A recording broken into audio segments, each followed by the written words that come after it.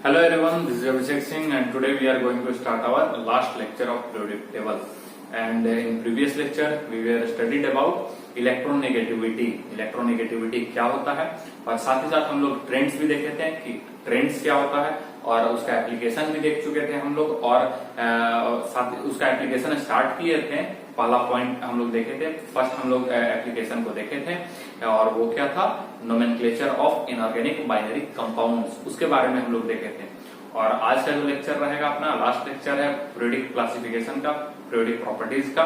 उसके बाद फर्दर फिर हम लोग केमिकल बॉन्डिंग, जो अपना नया चैप्टर होगा बॉन्डिंग का, जो कि इनऑर्गेनिक का मोस्ट इंपॉर्टेंट चैप्टर है. यदि इनऑर्गेनिक में सबसे ऊपर कहें कि सबसे मोस्ट इंपॉर्टेंट कौन सा है, तो वो केमिकल बॉन्डिंग आपका चैप्टर है. और जो पीरियोडिक क्लासिफिकेशन था उसके बारे में तो हम आपको बताए ही. ये पूरा चैप्टर का यानी कि पूरे इनऑर्गेनिक केमिस्ट्री का एक बेस तैयार करता है.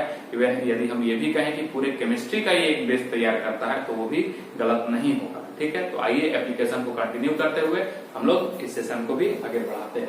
ठीक है,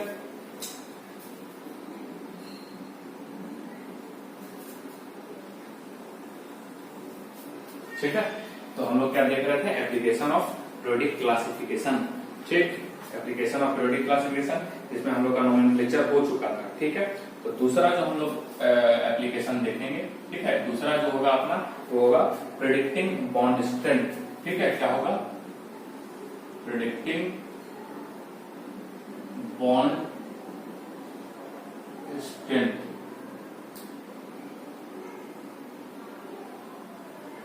ठीक है, predicting bond strength. Bond strength को हम लोग किस प्रकार से इलेक्ट्रोनेगेटिविटी की मदद से हम लोग प्रिडिक्ट कर सकते हैं, उसके बारे में ये चीज जानना है. ठीक है, तो आपको याद होगा स्टार्टिंग जब हम लोग प्रॉपर्टीज देख रहे थे उसमें हम लोग एक इक्वेशन पढ़े थे, स्टीवेंसन एंड शॉमेकर इक्वेशन. याद आ रहा है? याद होगा आपको जरूर ही.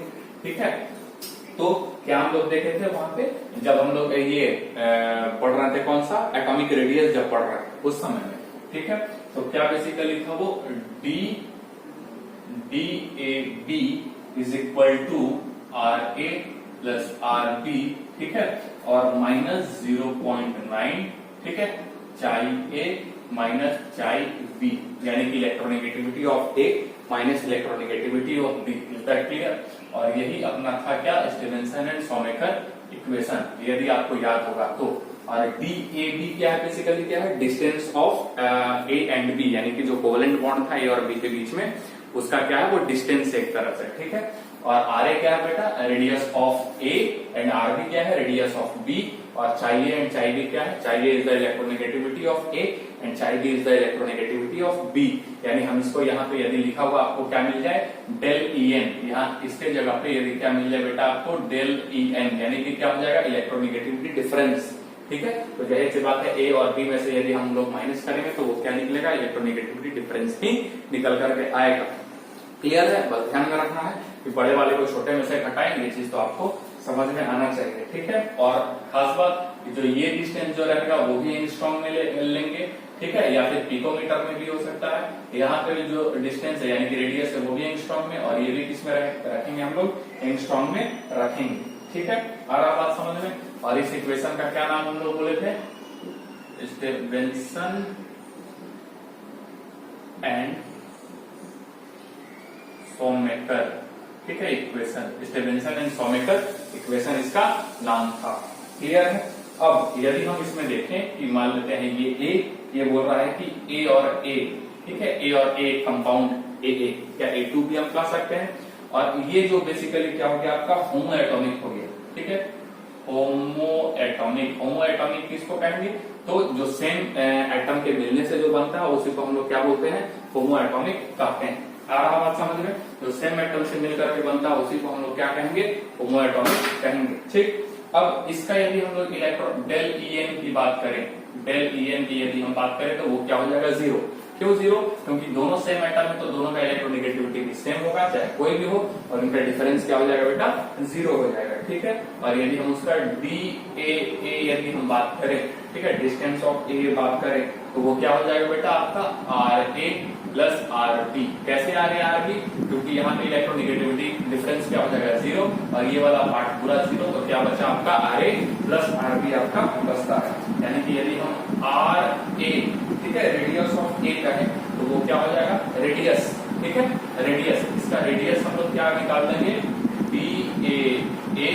अपॉन क्या हो जाएगा आपका 2, ये आपका रेडियस निकल करके आएगा। ये सारा कुछ हम लोग पढ़ चुके हैं एक तरह से, बस यहाँ पे मेन क्या हो जा रहा है आपका इलेक्ट्रोनेगेटिविटी डिफरेंस, ठीक है।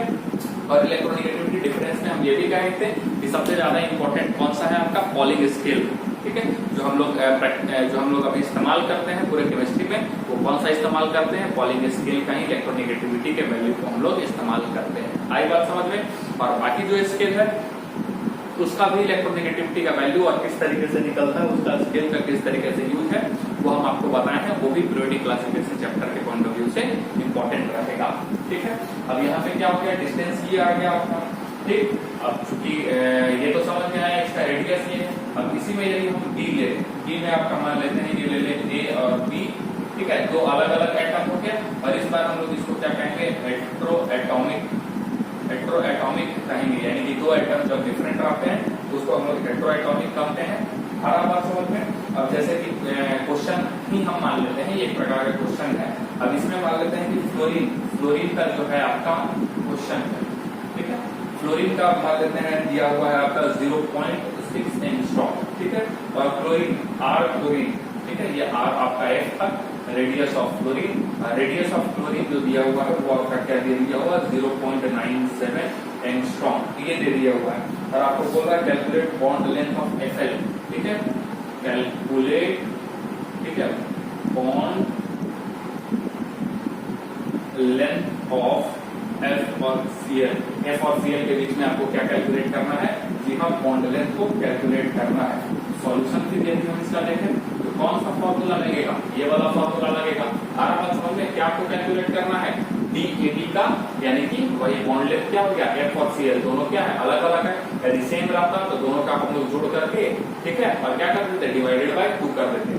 हर बात समझ में, यानी वो भी नहीं करना पड़ता, सेम DAA और डिवाइडेड बाय क्या हो जाता, 2 हो जाता। आई थिंक आपको क्लियर हो रहा है।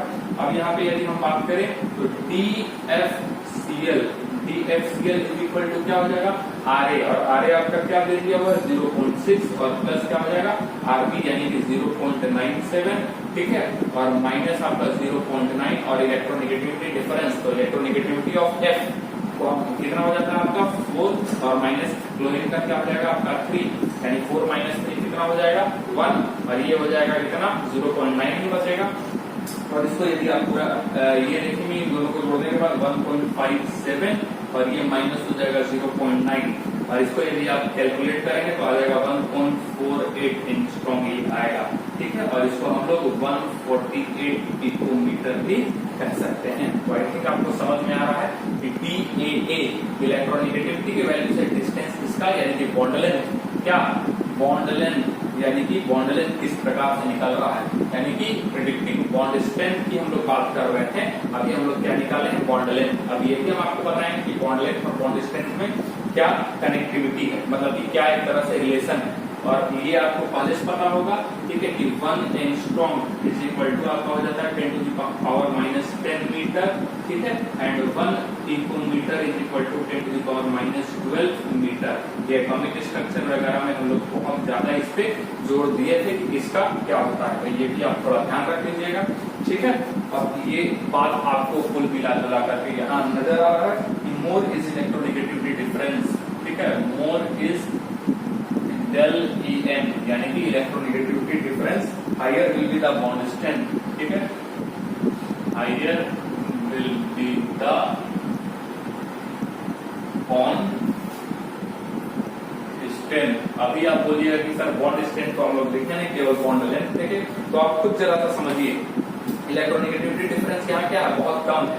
इन दोनों का इलेक्ट्रोनेगेटिविटी डिफरेंस बात करें तो क्या है, बहुत कम है।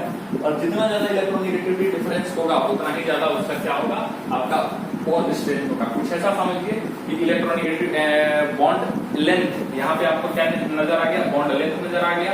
अब ऐसा समझिए कि बॉन्ड लेंथ क्या है, बहुत कम है। बॉन्ड लेंथ कम होने का मतलब क्या हो गया कि दो एटम के बीच का जो दूरी है वो बहुत कम है। अब दो एटम के बीच का दूरी जो है वो बहुत कम है, तो उसको तोड़ने में ज्यादा मेहनत लगेगा, ज्यादा एनर्जी लगेगा। लेकिन वही यदि हम बात करें कि दो एटम के बीच का दूरी बहुत ज्यादा है तो उसको तोड़ने में क्या लगेगा, बहुत कम एनर्जी का खर्च पड़ेगा। कुछ ऐसा समझ सकते हैं कि दो फ्रेंड्स हैं, दोनों आमने सामने रहते हैं, अगल बगल में ही रहते हैं, ठीक है, एक दूसरे के पड़ोसी हैं, आपके कोई मित्र हो सकते हैं। अब उनके बीच में कोई एक मिसअंडरस्टैंडिंग होगा, क्रिएट होगा, तो उनकी फ्रेंडशिप को तोड़ने में बहुत ज्यादा आपको मेहनत लगेगा, कोई यदि वैसा गलत नियत से काम कर रहा है तो, ठीक है। उससे क्या होगा कि वो अपना मिसअंडरस्टैंडिंग जो है बड़े आसानी से खत्म कर सकते हैं एक दूसरे से बातचीत करके। लेकिन मान लेते हैं कि कोई यहाँ रह रहा है, कोई अब्रॉड में रह रहा है या दूसरे शहर में रह रहा है और उनका केवल टेलीफोनिक जो है वो बातचीत होते रहता है और कुछ नहीं है, तो हो सकता है कि थर्ड पर्सन बड़े आसानी से उनके फ्रेंडशिप के बीच में मिसअंडरस्टैंडिंग क्रिएट कर दे और प्रॉब्लम क्रिएट कर दे। तो बस उसको हम रिलेट कर रहे हैं यहाँ पे, यदि बॉन्ड लेंथ लंबा है, बॉन्ड लेंथ ज्यादा है, तो उसको बॉन्ड को तोड़ने में कम से कम एनर्जी खर्च होता है, और यदि बॉन्ड लेंथ बहुत कम है तो उसको तोड़ने में बहुत ज्यादा एनर्जी खर्च होता है। ठीक है, बात समझ में आ रहा है आपको। अब इसी पे यानी कि हम लिख सकते हैं कि बॉन्ड स्ट्रेंथ, ठीक है, एक तरह से क्या हो गया, bond strength is directly to del E N, ठीक है, इलेक्ट्रोनेगेटिविटी डिफरेंस या यानी कि जितना ज्यादा इलेक्ट्रोनेगेटिविटी डिफरेंस होगा, ठीक है, उतना ही ज्यादा आपका क्या होगा, बॉन्ड स्ट्रेंथ पाया जाएगा। अब इसी में क्वेश्चन यदि कर दे, क्वेश्चन कर दे आपका कार्बन बॉन्ड स्ट्रेंथ निकालना है, क्या निकालना है, बॉन्ड स्ट्रेंथ निकालना है, किसका, कार्बन फ्लोरीन है, कार्बन क्लोरीन है, ठीक है, कार्बन ब्रोमीन है और कार्बन आयोडीन है। तो बताइए कार्बन तो सबका सेम है, अब आपका कौन किसका ज्यादा लेंथ होगा, इलेक्ट्रोनेगेटिविटी डिफरेंस देख लेना है, तो इलेक्ट्रोनेगेटिविटी का वैल्यू सबसे ज्यादा किसका है, क्लोरीन का। अब कार्बन तो कांस्टेंट है, तो डिफरेंस कहाँ पे ज्यादा आएगा, यहीं पे ज्यादा आएगा, यहाँ पे कम आएगा, यहाँ पे कम आएगा और यहाँ पे सबसे कम आएगा। अब इलेक्ट्रोनेगेटिविटी डिफरेंस यदि यहाँ पे ज्यादा आएगा तो बॉन्ड स्ट्रेंथ भी किसका ज्यादा होगा, सी और एफ का, ठीक है। यानी कि बॉन्ड स्ट्रेंथ का ऑर्डर क्या होगा, बॉन्ड स्ट्रेंथ का ऑर्डर क्या हो जाएगा, C F is greater than, ठीक है, C C L greater than C B R greater than C I. I think आपको समझ में आ रहा, due to more electronegativity difference, ठीक है। यहाँ क्या है, मोर डेल ई एन, ठीक है, लेस डेल ई एन, ये यहाँ देखा जा रहा है। आ रहा बात समझ में, क्लियर है। इलेक्ट्रोनेगेटिविटी डिफरेंस कार्बन का कितना होता है बेटा, 2.5 और फ्लोरीन का कितना होता है, 4, ठीक है। अब उसी प्रकार से सारा का बताए हुए हैं, आप उस तरीके से करेंगे। आ रहा बात समझ में, ठीक। अब यदि यहाँ पे करता है, ठीक, और एक बात यहाँ पे ध्यान में रखेंगे कि जो आपका बॉन्ड स्ट्रेंथ होता है, ठीक है, बॉन्ड स्ट्रेंथ जो होता है वो इनवर्सली होता है बॉन्ड लेंथ के, ठीक है, BL पूरा लिख देते हैं, बॉन्ड लेंथ, इसके बारे में थोड़ा सा आपको आइडिया होगा। अभी जो बात कहेंगे वही, ठीक है, जितना दूरी ज्यादा रहेगा उसको तोड़ने में उतना कम एनर्जी लगेगा, यानी कि बॉन्ड स्ट्रेंथ, उस बॉन्ड की मजबूती जो होगी उतना ही क्या होगी, कम होगी। आई रिपीटिंग माय आइडिया, क्लियर हो रहा आपको हम क्या बता रहे हैं, तो ये भी पॉइंट आपके लिए इंपॉर्टेंट रहेगा, ठीक। अब इसी में यदि अपने को बॉन्ड स्ट्रेंथ चाहिए, अपने को यदि बॉन्ड लेंथ, इसी का यदि अपने को बॉन्ड लेंथ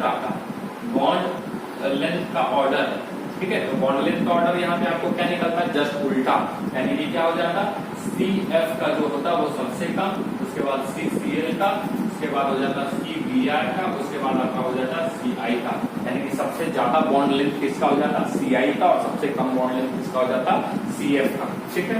आ रहा बात समझ में। अब यहाँ पे एक और क्वेश्चन आपको हम देते हैं, क्वेश्चन क्या है बेटा, एच एफ साथ ही साथ एच बी आर, ठीक है, ये है एच आई, ठीक है, एच सी एल यहाँ पे, या एच, चलिए बी आर लिख देते हैं, एच आई और ले लेते हैं एच एफ, ठीक है, क्या ले लेते हैं, एच एफ। अब इसका आपको क्या निकालना है, बॉन्ड स्ट्रेंथ, बॉन्ड लेंथ, सारा कुछ निकालना है।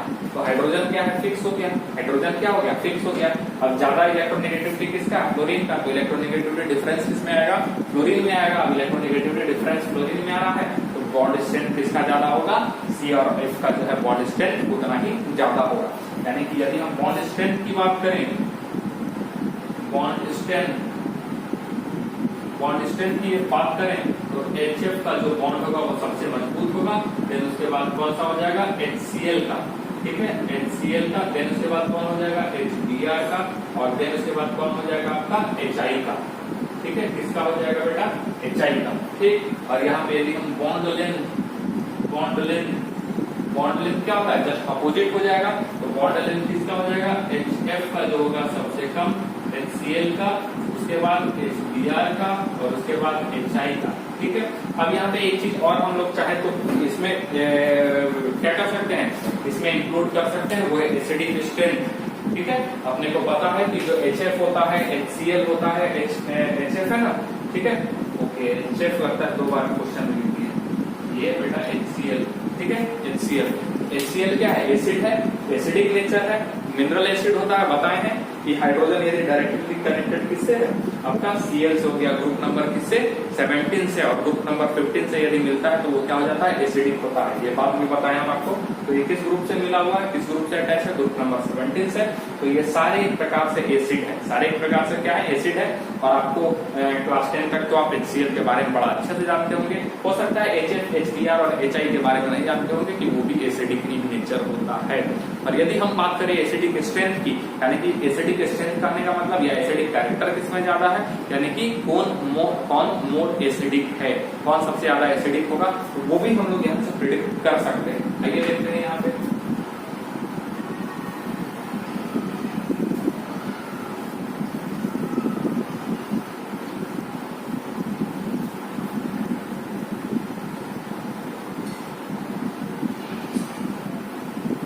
ठीक है। क्योंकि हम लोग एसिड के बारे में क्या पढ़े हैं क्लास 10 में, एसिड के बारे में क्या पढ़े थे कि जो H+ आयन देता है वो क्या होता है, एसिडिक कहलाता है। ठीक है, जो H+ आयन देगा वही क्या कहलाता है, एसिड कहलाता है। ठीक, बात समझ में आया। यानी कि जो जितना आसानी से H+ आयन देगा वो उतना ही ज्यादा क्या होगा, स्ट्रॉन्ग एसिड कहलाएगा। आई मेरी बात समझ में, जो जितना आसानी से H+ देगा वही वो क्या कहलाएगा, स्ट्रॉन्ग एसिड कहलाएगा। तो जाहिर सी बात है, अब बॉन्ड स्ट्रेंथ किसका है, पावरफुल बॉन्ड किसका है, HF का, तो वो H देगा क्या आसानी से, H को वो नहीं देगा आसानी से। ठीक है, आई बात समझ में। लेकिन वही यदि हम बात करें HI का, तो HI का जो बॉन्ड स्ट्रेंथ होता है वो बहुत कम है, यानी कि दोनों के बीच का जो बॉन्ड बना हुआ वो काफी वीक है एक प्रकार से एज कम्पेयर टू HF। तो ये बड़े आसानी से H+ को रिलीज कर सकता है। ठीक है, तो हम कह सकते हैं कि HI जो होता है वो मोर एसिडिक होता है as compare to HBr, HCl and HF। बात समझ में आ रहा है, क्लियर हो रहा है। यदि हम यहाँ पे एसिडिक स्ट्रेंथ भी लिखना चाहें, एसिडिक स्ट्रेंथ, एसिडिक स्ट्रेंथ, तो एसिडिक स्ट्रेंथ का ऑर्डर क्या हो जाएगा बेटा, HI, ठीक है, और उसके बाद क्या हो जाएगा HBr, ठीक है, उसके बाद क्या हो जाएगा HCl, और उसके बाद क्या हो जाएगा HF। यानी कि HCl के बारे में तो आप पहले पढ़े, लेकिन उससे भी स्ट्रॉन्गेस्ट एसिड आपको कौन देखने को मिलेगा इस ग्रुप 17 में, दैट इज HI। रीजन क्या है, उसके बीच का बॉन्ड स्ट्रेंथ बहुत वीक है, और बॉन्ड स्ट्रेंथ वीक होने के कारण वो H+ आसानी से रिलीज कर सकता है, और H+ ही देने वाले को हम लोग क्या कहते हैं, एसिड के नाम से जानते हैं। इज दैट क्लियर, समझ में आ रहा है आपको क्या। तो यहाँ पे एक अलग चीज आ गया है आपके लिए, एसिडिक स्ट्रेंथ, जो कि एसिड था, तो वो भी हम लोग डिस्कस किए। हालांकि ऑर्गेनिक केमिस्ट्री में जब हम आपको पढ़ाएंगे तो ऑर्गेनिक केमिस्ट्री में complete acidic strength, basic strength किस तरीके से कंपैरिजन होता है, ऑर्गेनिक एसिड्स जो है जितने उनको किस तरीके से हम लोग पता करेंगे, डिफरेंट टाइप्स के बहुत सारे एसिड का हम लोग नाम पढ़ेंगे, और बहुत सारे एसिड के बारे में जानेंगे कि कौन ज्यादा एसिडिक है, कौन कम एसिडिक है, कैसे उसको फाइंड आउट करते हैं, क्या क्या रीजन है, वहां और डेप्थ में चलता है एसिडिक स्ट्रेंथ, बहुत जबरदस्त डेप्थ में, और बड़ा ही मजेदार ऑर्गेनिक केमिस्ट्री आपको आएगा पढ़ने में। ठीक है, तो यहाँ तो बस एक फैक्टर हम लोग लेंगे कि बॉन्ड स्ट्रेंथ पे हम लोग ले लेंगे, लेकिन वहां बहुत सारे फैक्टर जो है वो काम करते हुए आपको नजर आएंगे। आया बात समझ में। अब हम लोग थोड़ा सा और आगे बढ़ते हैं इसके बारे में कि क्या है। तो अब हम लोग देखेंगे, ये बॉन्ड स्ट्रेंथ हो गया, एसिडिक स्ट्रेंथ हो गया। अब तीसरा पॉइंट क्या है, यानी कि थर्ड वाला एप्लीकेशन जो है वहां पर हम लोग आएंगे determination of percentage of ionic character. ठीक है, determination of percentage of ionic character. ठीक है, जिसको हम लोग IC भी कहेंगे। ठीक है, क्या कहेंगे, IC, यानी परसेंटेज ऑफ IC भी हम लोग कहेंगे, आयोनिक कैरेक्टर। और ये वाला पॉइंट जो है वो बेटा इंपॉर्टेंट हो जाता है इनऑर्गेनिक केमिस्ट्री में, पीरियोडिक क्लासिफिकेशन में। हालांकि न्यूमेरिकल चीज बहुत कम है पूरे इनऑर्गेनिक में, लेकिन पीरियोडिक में थोड़ा थोड़ा न्यूमेरिकल पार्ट भी हम आपको ले आए हैं, और खास करके जेई वाले जो स्टूडेंट है उनके लिए तो और इम्पोर्टेंट हो जाता है, थोड़ा सा आपको जो है ट्रिकी करने के लिए इस प्रकार से भी आपको क्वेश्चन कर सकता है। ठीक है, तो एक चीज यहाँ पे ध्यान रखना है कि पीरियोडिक क्लासिफिकेशन में यदि न्यूमेरिकल का पार्ट थोड़ा बहुत जो आता है वो कहाँ से आपका ये इंपॉर्टेंट हो जाता है, determination of percentage of ionic character. यानी कि किसी भी कंपाउंड में, कोई भी कंपाउंड जो होता है उसमें आयनिक कैरेक्टर कितना है, यानी कि आयनिक कंपाउंड का जो कैरेक्टर होता है वो कितना परसेंट है उसको फाइंड आउट करता है, उसको ये बताने का काम करता है फॉर्मूले से, ठीक है। हालांकि एक बात आपको और बता दें कि कोई भी कंपाउंड जो होता है वो ना ही कम्प्लीटली आयनिक होता है और ना ही कम्प्लीटली कोवेलेंट होता है। ये क्या चैप्टर है जी, ये हम लोग पढ़ेंगे बहुत अच्छे से बॉन्डिंग चैप्टर में। पूरा का पूरा पोस्टमार्टम एक तरह से हम लोग कर देंगे वहां पे आयनिक कैरेक्टर के बारे में, आयनिक कंपाउंड के बारे में, कोवेलेंट कंपाउंड के बारे में, क्यों किसी भी कंपाउंड में 100% आयनिक कैरेक्टर नहीं होता है, क्यों किसी कंपाउंड में 100% कोवेलेंट कैरेक्टर नहीं होता, उसका रीजन हम लोग वहां देखने वाले हैं पूरा, ठीक।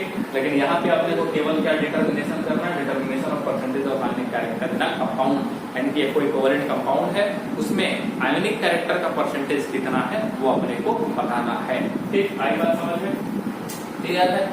अब समझेंगे इसको क्या फॉर्मूला है, तो ये फॉर्मूला है percentage of ionic character in a bond, percentage of ionic character, ठीक है, in a bond is equal to 16 del EN, ठीक, प्लस 3.5 डेल EN का होल स्क्वायर, ये फॉर्मूला है, ठीक है। बड़ा ही सिंपल सा फॉर्मूला है, क्या है 16 इंटू डेल EN यानी electronegativity difference plus 3.5 into electronegativity difference का होल स्क्वायर, और ये फॉर्मूला दिए थे हैनी स्मिथ इक्वेशन, यानी कि इस फॉर्मूले को हम लोग क्या बोलते हैं बेटा, हैनी स्मिथ इक्वेशन भी कहते हैं, क्या बोलते हैं, हैनी स्मिथ इक्वेशन भी इसको कहा जाता है, ठीक है, क्योंकि ये भी दोनों साइंटिस्ट मिलकर के इस इक्वेशन को इन्होंने दिया, ठीक है। और सिंपल सी चीज है कि परसेंटेज ऑफ आयनिक कैरेक्टर, यानी कि कोई भी कंपाउंड हो उसमें आयनिक कैरेक्टर, हम क्या बोले कि कोई भी कंपाउंड जो है वो कम्प्लीटली ना तो कभी आयनिक हो सकता है ना ही कम्प्लीटली कोवेलेंट हो सकता है, यानी कि कम्प्लीटली 100% उसमें आयनिक कैरेक्टर भी नहीं हो सकता है और 100% उसमें कोवेलेंट कैरेक्टर भी नहीं हो सकता है, लेकिन दोनों मिल करके कितने परसेंट होंगे, 100% होंगे। तो percentage of IC ionic character और कोवेलेंट कैरेक्टर CC, ठीक है, वो कितना हो जाएगा बेटा आपका, वो टोटल क्या पाया जाएगा, 100% ही पाया जाएगा, जाहिर सी बात है, ठीक है। आ रहा बात समझ में। अब यदि हम बात करें, क्वेश्चन है क्या बोलता है कि आयनिक परसेंटेज ऑफ IC दिया हुआ आपका 80%, कितना दिया हुआ 80%, तो परसेंटेज ऑफ आपका क्या हो जाएगा, कोई क्वेश्चन क्या बोलता है कि आपका IC का परसेंट दिया है 80, यानी कि परसेंटेज ऑफ कोवेलेंट कैरेक्टर कितना हो जाएगा बेटा 20। तो इसमें क्वेश्चन की क्या बात है, आपको बस समझा रहे हैं, परसेंटेज यदि 80% निकल करके आता है कैलकुलेट करके उसका आयनिक परसेंटेज, तो कोवेलेंट कैरेक्टर उसमें कितना होगा 20% होगा, लेकिन हम कहेंगे उसमें क्या कि प्रीडोमिनेंटली जो होगा वो आयनिक कैरेक्टर ही उसमें पाया जा रहा है। यदि 50% से 1% भी ज्यादा मिलता है तो हम लोग उसको प्रीडोमिनेंटली कोवेलेंट या फिर आयनिक कैरेक्टर कहेंगे। यदि 51% आयनिक हो जा रहा है तो हम लोग उसको आयनिक कैरेक्टर, आयनिक कंपाउंड की तरह ट्रीट करेंगे, और यदि 51% यदि एटलीस्ट 51% भी कोवेलेंट कैरेक्टर आ रहा है तो हम लोग उसको प्रीडोमिनेंटली कोवेलेंट कंपाउंड यानी कोवेलेंट कैरेक्टर की तरह ट्रीट करने वाले हैं, ठीक है। अब इसी में जैसे कि ये हम पहला ले रहे हैं, ठीक है, ए आपका क्या होगा, यहाँ पे होमो एटॉमिक है, ये क्या है होमो एटॉमिक, और ये होमो एटॉमिक यदि होगा तो डेल EN इसका क्या होगा बेटा 0, डेल EN क्या हो जाएगा, इलेक्ट्रोनेगेटिविटी डिफरेंस क्या हो जाएगा 0, यानी कि परसेंटेज ऑफ IC यदि हम बोले तो क्या हो जाएगा 0, और परसेंटेज ऑफ कोवेलेंट कैरेक्टर हम क्या बोलेंगे इसका 100%। लेकिन हम अभी क्या बोले आपको कि कोई भी कंपाउंड जो होता है वो कम्प्लीटली ना तो कोवेलेंट हो सकता है और ना ही कम्प्लीटली 100% आयनिक हो सकता है। ये तो इस फॉर्मूले के बेसिस पे ये चीज आ रहा है, लेकिन ऐसा क्यों नहीं हो सकता है वो चीज हम लोग केमिकल बॉन्डिंग में पढ़ेंगे। ये तो बस फॉर्मूले को हम लोग यूज करके इस तरीके से करेंगे, ठीक है। तो ये ध्यान में रखना है कि नॉट एक्चुअल करेक्ट, ठीक है, करेक्ट यहाँ लिख लेना, वी विल डिस्कस इन, ठीक है, we will discuss in bonding chapter, ठीक है, we will discuss in bonding. तो ये चीज आपको समझ में आएगा कि हम क्या बताना चाह रहे हैं, ये एक्चुअल करेक्ट नहीं हो सकता है। अब यदि हम H2 की ही बात करें, H2 बेटा किस तरीके से हो गया, यही H और H हो गया, दोनों का इलेक्ट्रोनेगेटिविटी डिफरेंस क्या है यहाँ पे, यानी कि डेल EN यदि हम बात करें तो क्या हो जाएगा 0, डेल EN क्या हो जाएगा 0, क्योंकि दोनों क्या है होमो एटॉमिक है। उसके बावजूद यदि हम बात करें तो इसमें 98 98% जो होता है वो कोवलेंट कैरेक्टर होता है, और इसमें ठीक है 2% जो होता है वो बेटा आयोनिक कैरेक्टर पाया जाएगा। अब सोचिए हाइड्रोजन H2 जो मॉलिक्यूल है वो क्या होगा, कंप्लीटली कोवलेंट हो जाना चाहिए 100%, लेकिन एक्सपेरिमेंटल जो है वो कितना हो रहा है, 98% वो कोवलेंट होता है, केवल 98% ही कोवलेंट होता है, और 2% उसमें आयोनिक कैरेक्टर पाया ही जाता है। बोलिए आपको बात समझ में आ रहा है, बात डाइजेस्ट हो रहा है, हजम हो रहा है, ठीक है। अब और आगे इस पर बढ़ते हैं हम लोग।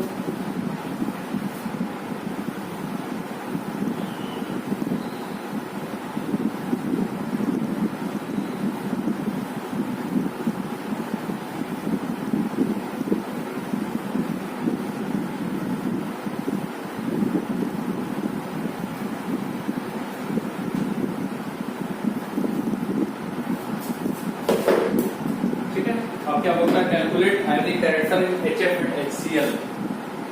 क्वेश्चन है कैलकुलेट परसेंटेज ऑफ IC, ठीक है, percentage of ionic character in HF and HCl। In HF and HCl, HCl and HF में क्या आपको कैलकुलेट करना है, आयोनिक कैरेक्टर है वो निकालना, ठीक है। बात समझ में आया। तो अब सॉल्यूशन की तरफ जाएंगे हम लोग। पहला जो है क्या ले रहे हैं, HF, पहला जो हम लोग क्या ले रहे हैं बेटा, HF, ठीक है। और HF जो है वो आपका क्या हो जाना है, क्या होता है आपका कोवलेंट, ठीक। ये तो चीज है, वो तो बात की बात है। अब हम लोग क्या देखेंगे इसमें, सबसे पहले क्या निकालेंगे, इलेक्ट्रोनेगेटिव डिफरेंस यानी कि डेल EN निकालेंगे। तो डेल EN के लिए क्या हो जाएगा, चाई F माइनस क्या हो जाएगा, चाई H, क्योंकि इलेक्ट्रोनेगेटिविटी वैल्यू 4 होता है और इसका कितना होता है 2.1, और करने के बाद आपका बेटा क्या आ जाएगा 1.9, यानी कि डेल EN, यहाँ पे डेल EN कितना निकल करके आएगा बेटा आपका 1.9। इज दैट क्लियर, बात समझ में आ रहा है। अब यदि हम परसेंटेज ऑफ IC इस वाले हम लोग सेट करेंगे तो कितना नजर आएगा, 16 इंटू 1.9, ठीक है, प्लस 3.5 इंटू 1.9 का होल स्क्वायर। आना बात समझ में आपको क्लियर हो रहा है। अब इसको पूरा कैलकुलेट कर देंगे तो ये आपका आ जाएगा 43%। कितना परसेंट आ जाएगा, 43%, यानी कि HF में 43% आयोनिक कैरेक्टर होता है, यानी एक तरह से 57% जो होता है वो कोवलेंट कैरेक्टर होता है। आया बात समझ में, यानी कि हम लोग यदि इसका परसेंटेज ऑफ कोवलेंट कैरेक्टर निकले तो 100 माइनस क्या हो जाएगा 40, 43, और इज इक्वल टू ये क्या हो जाएगा, ठीक है, इज इक्वल टू 57%, ये यहाँ पे देखा जाएगा। क्लियर हो रहा है। और वही यदि हम बात करें दूसरा, किसका बात करें, HCl का, तो del EN is equal to क्या हो जाएगा बेटा, चाई Cl माइनस चाई H, ठीक है। तो ये कितना हो जाता है 3, और माइनस क्या हो जाएगा आपका 2.1, ठीक है, यानी कि क्या हो जाएगा आपका 0.9, ठीक है। डिफरेंस कम हो गया।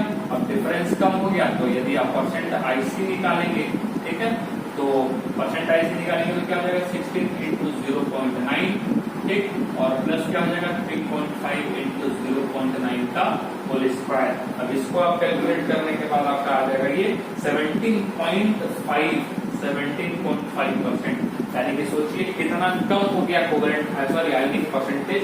और यहाँ पे यानी कि परसेंटेज ऑफ कोवलेंट कैरेक्टर यदि हम बात करें तो वो बेटा कितना आ जाएगा आपका 82.5%, कितना आ जाएगा 82.5%, यानी कि कोवलेंट कौन है, आयोनिक कैरेक्टर सबसे समझ में आएगा, इसका 43% है और इसमें आयोनिक कैरेक्टर कितना है, केवल 17.5 है।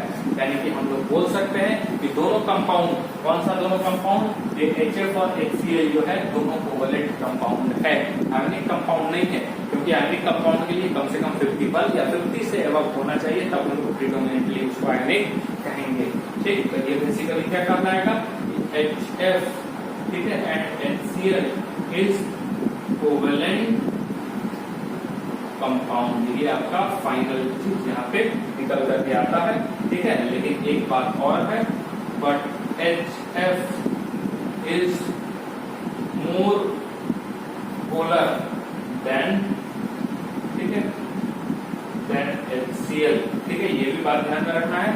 HF जो होगा वो मोर पोलर होगा, पोलर तो समझ रहे हैं ना, पोलर यानी दो पोल का फॉर्मेशन हो रहा है, डेल्टा नेगेटिव डेल्टा पॉजिटिव का बनना, ठीक है। यानी कि एक तरह से इलेक्ट्रोनेगेटिविटी डिफरेंस ज्यादा किस में आ रहा है, F में आ रहा है, HF में आ रहा है। अब HF में आ रहा है तो H और F जो आपका H और F है, और यदि हम यहाँ माने H और Cl है, ठीक है, ये दोनों है, तो ये क्या करेगा, ज्यादा इलेक्ट्रोनेगेटिव है 4 का वैल्यू, और ये कितना है इसका 3 का वैल्यू है, ठीक है। तो ज्यादा इलेक्ट्रॉन को कौन अपनी तरफ खींचेगा, फ्लोरीन, और ये क्या करेगा, खींचेगा, लेकिन कब, तो यहाँ डेल्टा नेगेटिव जो होगा, ठीक है, डेल्टा नेगेटिव जो होगा एक तरह से वो इसके डेल्टा नेगेटिव से क्या होगा, कम होगा, ठीक है। डेल्टा नेगेटिव जो होगा वो एक पे ज्यादा होगा, फ्लोरीन पे कम होगा। इज दैट क्लियर, बात समझ में आ रहा है, इस पे ज्यादा होगा, ठीक, तो पोलर वो ज्यादा कहलाएगा, ठीक है, मोर पोलर, मोर पोलर। समझ में आया बात क्या हम बोले। तो अब इसी को हम लोग थोड़ा और आगे बढ़ते हैं, एक बढ़िया सा क्वेश्चन करते हैं इसमें।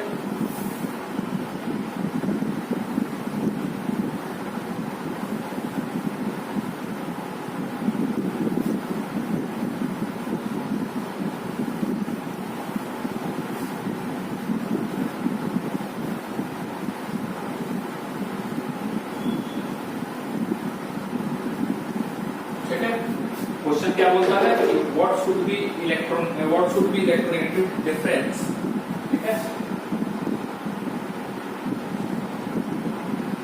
What should be electronegativity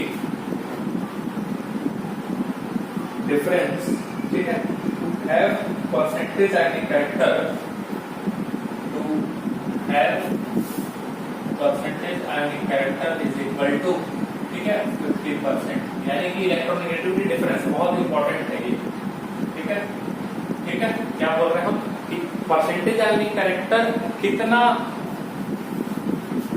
sorry, what should be electronegative difference, electronegativity difference कितना हो कि परसेंटेज आयनिक कैरेक्टर 50 आए, क्योंकि परसेंटेज आयनिक कैरेक्टर अपने को पता है, यहाँ इलेक्ट्रोनेगेटिविटी डिफरेंस 1.9, तो percentage ionic character 43%, electronegative difference यदि 0.9 तो परसेंटेज आयनिक कैरेक्टर 17.5%। उसी तरीके से ये बोल रहा है कि कितना परसेंट का कितना इलेक्ट्रोनेगेटिव डिफरेंस हो, कितना इलेक्ट्रोनेगेटिव डिफरेंस हो जिससे आयनिक कैरेक्टर का क्या आ जाए 50% देखने को मिले, ठीक। तो यानी कि एक तरह से हम मान लेते हैं कि लेट, ठीक है, लेट EN डिफरेंस, ठीक है, लेट डेल EN जो है उसको हम क्या मान लेते हैं, N मान लेते हैं, क्या मान लेते हैं, N मान लेते हैं, ठीक। अब जो परसेंटेज आयनिक कैरेक्टर है वो इज इक्वल टू बेटा आपका क्या हो जाएगा, होता क्या है 16 डेल EN, ठीक है, प्लस 3.5, ठीक है, डेल EN का होल स्क्वायर, यही होता है। और परसेंटेज आयनिक कैरेक्टर दिया है 50 is equal to 16 into N plus 3.5 into N square, ये है ना, 3.5 इंटू N स्क्वायर, ये एक तरह से देखा जाए। एंड इसको और हम क्या लिख सकते हैं, इसको लिख सकते हैं इस तरीके से कि 3.5 N स्क्वायर प्लस 16N, ठीक है, माइनस 50, और इस इक्वल टू क्या हो जाएगा, ये 0, एक तरह से क्वाड्रेटिक इक्वेशन आपका आ गया। आप बोलोगे सर ये आप इनऑर्गेनिक एक तो केमिस्ट्री पढ़ा रहे हो, उसमें मैथ डाल रहे हो, ऊपर से इनऑर्गेनिक केमिस्ट्री पढ़ा रहे हो, उसमें भी पूरा मैथ आप डाल रहे हो, तो भैया ये थोड़ा सा जो है अपने को लेवल ऊपर यदि हम ले जाएंगे, एडवांस को टच करवा रहे हैं, एडवांस को यदि हम पढ़ रहे हैं थोड़ा सा, तो उसमें तो जो है वो मैथ का तड़का थोड़ा सा आ जाएगा, ठीक है, तो थोड़ा सा और बढ़िया क्वेश्चन बनने लगता है, ठीक। अब ये क्वाड्रेटिक इक्वेशन के फॉर्म में आ जा रहा है, अब क्वाड्रेटिक इक्वेशन के फॉर्म में आ जाएगा तो N इज इक्वल टू, ठीक है, N इज इक्वल टू हम लोग क्या लेंगे, फिर क्वाड्रेटिक इक्वेशन पढ़े होंगे ना, वो आपका जो प्लस माइनस जो आपका ये रहता है कि under root b square minus 4ac, ठीक है, डिवाइडेड बाई 2a, ठीक, तो वो सारा कुछ आप पढ़े होंगे। तो उसी हिसाब से हम ले रहे हैं -16, ठीक है, -16 प्लस अंडर रूट, ठीक है, -16 प्लस अंडर रूट, ये हम लोग ले रहे हैं 16 का स्क्वायर, ठीक है, और प्लस आपका आ रहा 4 इंटू, ठीक है, 4ac ना, तो 4ac, तो हम लोग क्या लेंगे 3.5 और इंटू क्या आ जाएगा बेटा आपका c क्या हो जाएगा 50, ठीक है, समझ में आया, ABC क्लियर है, और डिवाइडेड बाई ये क्या हो जाएगा बेटा 2a, यानी कि क्या हो जाएगा ये 2 इंटू 3.5, ठीक है, ABC क्लियर है। तो ये क्या है b स्क्वायर माइनस 4ac, ठीक, और ये क्या हो गया n इज इक्वल टू, ये फॉर्मूला आप पढ़े हुए क्लास 10 में, तो फिर इज इक्वल टू क्या हो जाएगा बेटा, यहाँ पे इज इक्वल टू -60 और ये हो गया प्लस अंडर रूट ये आएगा 956 और अंडर और डिवाइडेड बाय क्या हो जाएगा 7 और इसको कैलकुलेट करने पे ये आ जाएगा आपका -16, ठीक है, और प्लस 30.92 ये आपका अंडर रूट इसका निकलेगा और डिवाइडेड बाय 7 रहेगा और यहाँ पे जो हम लोग निकालेंगे ये 14.92 अपॉन आ जाएगा 7 यानी कि अप्रॉक्स तो n का वैल्यू आएगा n इज इक्वल टू क्या आ जाएगा 2 देखने को मिलेगा, यानी कि इलेक्ट्रोनेगेटिविटी डिफरेंस यदि 2 आ रहा है, बहुत इंपॉर्टेंट यहाँ पे ये बात निकल सकती, सॉरी 2.1 आ जाएगा अप्रॉक्स 2.1, ठीक है, तो ये बहुत इंपॉर्टेंट बात यहाँ पर क्या आ रहा है, यदि इलेक्ट्रोनेगेटिविटी डिफरेंस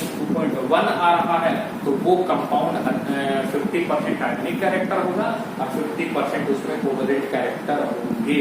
अब यहाँ से बहुत एक इंपॉर्टेंट बात निकल करके आ रहा है। सबसे पहले बात तो अपने को ये पता चल गया किसी भी कंपाउंड का इलेक्ट्रोनेगेटिविटी डिफरेंस यदि 2.1 आएगा, ठीक है, यदि किसी भी कंपाउंड का इलेक्ट्रोनेगेटिविटी डिफरेंस 2.1 आ रहा है तो वो 50% जो है वो आयनिक कैरेक्टर है और 50% जो है वो क्या हो जाएगा बेटा, कोवैलेंट कैरेक्टर हो जाएगा। अब इसमें भी इससे अब हम लोग क्या सीख सकते हैं, क्या हम लोग बात को समझ सकते हैं, क्या निकाल सकते हैं, वो हम आपको बताते हैं। यदि आपके दिमाग में थोड़ा सा आ रहा है तो बहुत अच्छी बात है, इससे हम दूसरे को कंपेयर कर सकते हैं। यानी इस इलेक्ट्रोनेगेटिविटी डिफरेंस की मदद से 2.1 की मदद से हम लोग क्या कर सकते हैं, डिफरेंशिएट कर सकते हैं, ठीक है, क्या डिफरेंशिएट कर सकते हैं, देखिए आप जरा सा, ठीक, तो पहला चीज इसमें हम लोग क्या लिख रहे हैं, सबसे पहला बात, ठीक है, और ये बहुत ही इंपॉर्टेंट है, ध्यान में रखना है कि यदि इलेक्ट्रोनेगेटिविटी डेल EN आपका क्या आ जा रहा है बेटा, 2.1 आ रहा है, ठीक है, डेल EN आपका क्या आ जा रहा है, 2.1 आ जा रहा है, तो इसमें अपने को क्या मिल रहा है कि परसेंटेज जो होगा, परसेंटेज IC जो होगा वो आपका कितना होगा, 50% होगा और परसेंटेज ऑफ जो CC होगा वो भी बेटा आपका क्या होगा, 50% होगा। यानी कि ये फर्स्ट चीज तो समझ में आया। दूसरा वाला क्या बोल रहा है इसमें, इसका मतलब कि डेल EN यदि क्या हो जाए आपका 2.1 से कम हो जाए, इलेक्ट्रोनेगेटिविटी डिफरेंस 2.1 से यदि क्या हो जाए बेटा, कम हो जाए, इसका मतलब, ठीक है, इसका मतलब परसेंटेज आयनिक कैरेक्टर जो होगा वो क्या होगा, 50% से क्या होगा, ज्यादा होगा। यानी कि परसेंटेज आयनिक कैरेक्टर आपका क्या होगा, 50% से ज्यादा होगा। यानी कि एक तरह से हम कह सकते हैं कि परसेंटेज जो कोवैलेंट कैरेक्टर होगा वो आपका ग्रेटर देन क्या होगा, 50% होगा। और इस कंडीशन में हम लोग प्रीडोमिनेंटली कोवैलेंट करेंगे, ठीक है, उस कंपाउंड को क्या बोलेंगे, प्रीडोमिनेंटली कोवैलेंट कंपाउंड बेटा कहेंगे। आया बात समझ में, ये बात।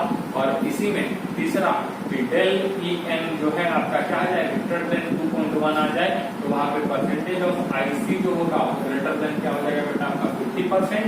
यानी कि यहाँ पे कोवैलेंट कैरेक्टर का जो परसेंटेज होगा वो लेस देन, ठीक है, वो क्या हो जाएगा आपका लेस देन 50%, ठीक है, लेस देन 50% हो जाएगा। और ये जो होगा वो प्रीडोमिनेंटली, ठीक है, प्रीडोमिनेंटली जो होगा वो क्या होगा, आयोनिक। आई थिंक मेरा बात आपको, मेरा कॉन्सेप्ट और सारा कुछ आपको पल्ले पड़ रहा है, डाइजेस्ट हो रहा है, समझ में आ रहा है।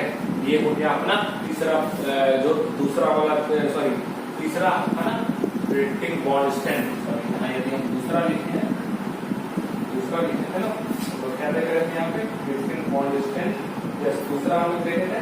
और डिटर्मिनेशन ऑफ आयनिक कंपाउंड तीसरा था, और हम लोग अब देखने जा रहे हैं फोर्थ, ठीक है, फोर्थ देखने जा रहे हैं। और वो फोर्थ है prediction of nature of oxide, ठीक है, prediction of nature of oxide, ठीक है, ये भी इंपॉर्टेंट है, prediction of nature of oxide. हालांकि बहुत आसान सा है, बस आपको समझना है बेसिक सा चीज। अब हम लोग मान लेते हैं, ठीक है, लेट द ऑक्साइड, ठीक है, लेट द ऑक्साइड XO, कि बहुत सारे टाइप के ऑक्साइड होते हैं लेकिन हम XO मान रहे हैं, बोल रहे हैं सारे ऑक्साइड को हम क्या मान के चल रहे हैं, XO। तो कि ऑक्सीजन से मिला हुआ है, ऑक्सीजन से बनता है, तो वो तो फिक्स रहेगा। और X जो है वो कोई भी एलिमेंट वहां पे उसका कोई भी कोफिशिएंट वगैरह, ठीक है, सब्सक्रिप्ट वगैरह हम लेकर के काम करेंगे, ठीक है। आप खुद देखे थे नाइट्रोजन का NO देखे थे, N2O देखे थे, N2O3 देखे थे, N2O4 देखे थे, N2O5 देखे थे। तो इस प्रकार से कई सारे नाइट्रोजन के ही ऑक्साइड, 5 ऑक्साइड पिछले क्लास में हम लोग देखे थे। आई बात समझ में? तो उसी प्रकार से जितने भी ऑक्साइड है, MgO बनता है, ठीक है, Na2O बनता है, सोडियम का ऑक्साइड, तो जितने भी ऑक्साइड है उनको हम लोग क्या बोल रहे हैं, HO कह रहे हैं, कंसिडर कर रहे हैं, ठीक है। अब वेयर X जो है इज एनी एलिमेंट, ठीक है, any element in periodic table, ठीक है। X जो वो क्या है, वो किसी भी पीरियोडिक, सॉरी किसी भी कोई भी एलिमेंट है पीरियोडिक टेबल का। आया बात समझ में? अब पॉसिबिलिटी थोड़ा हम लोग इसको जो है साफ करते हैं।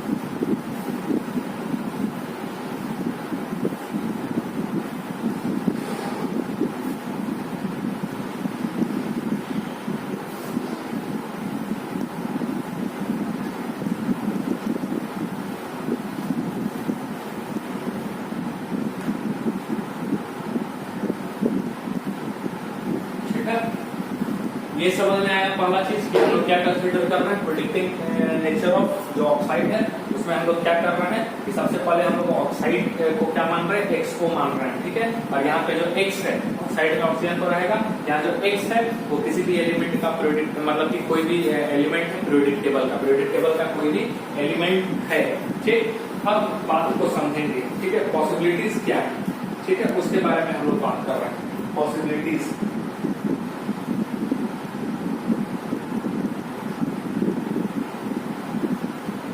पॉसिबिलिटीज, ठीक है, पॉसिबिलिटीज के बारे में बात करेंगे।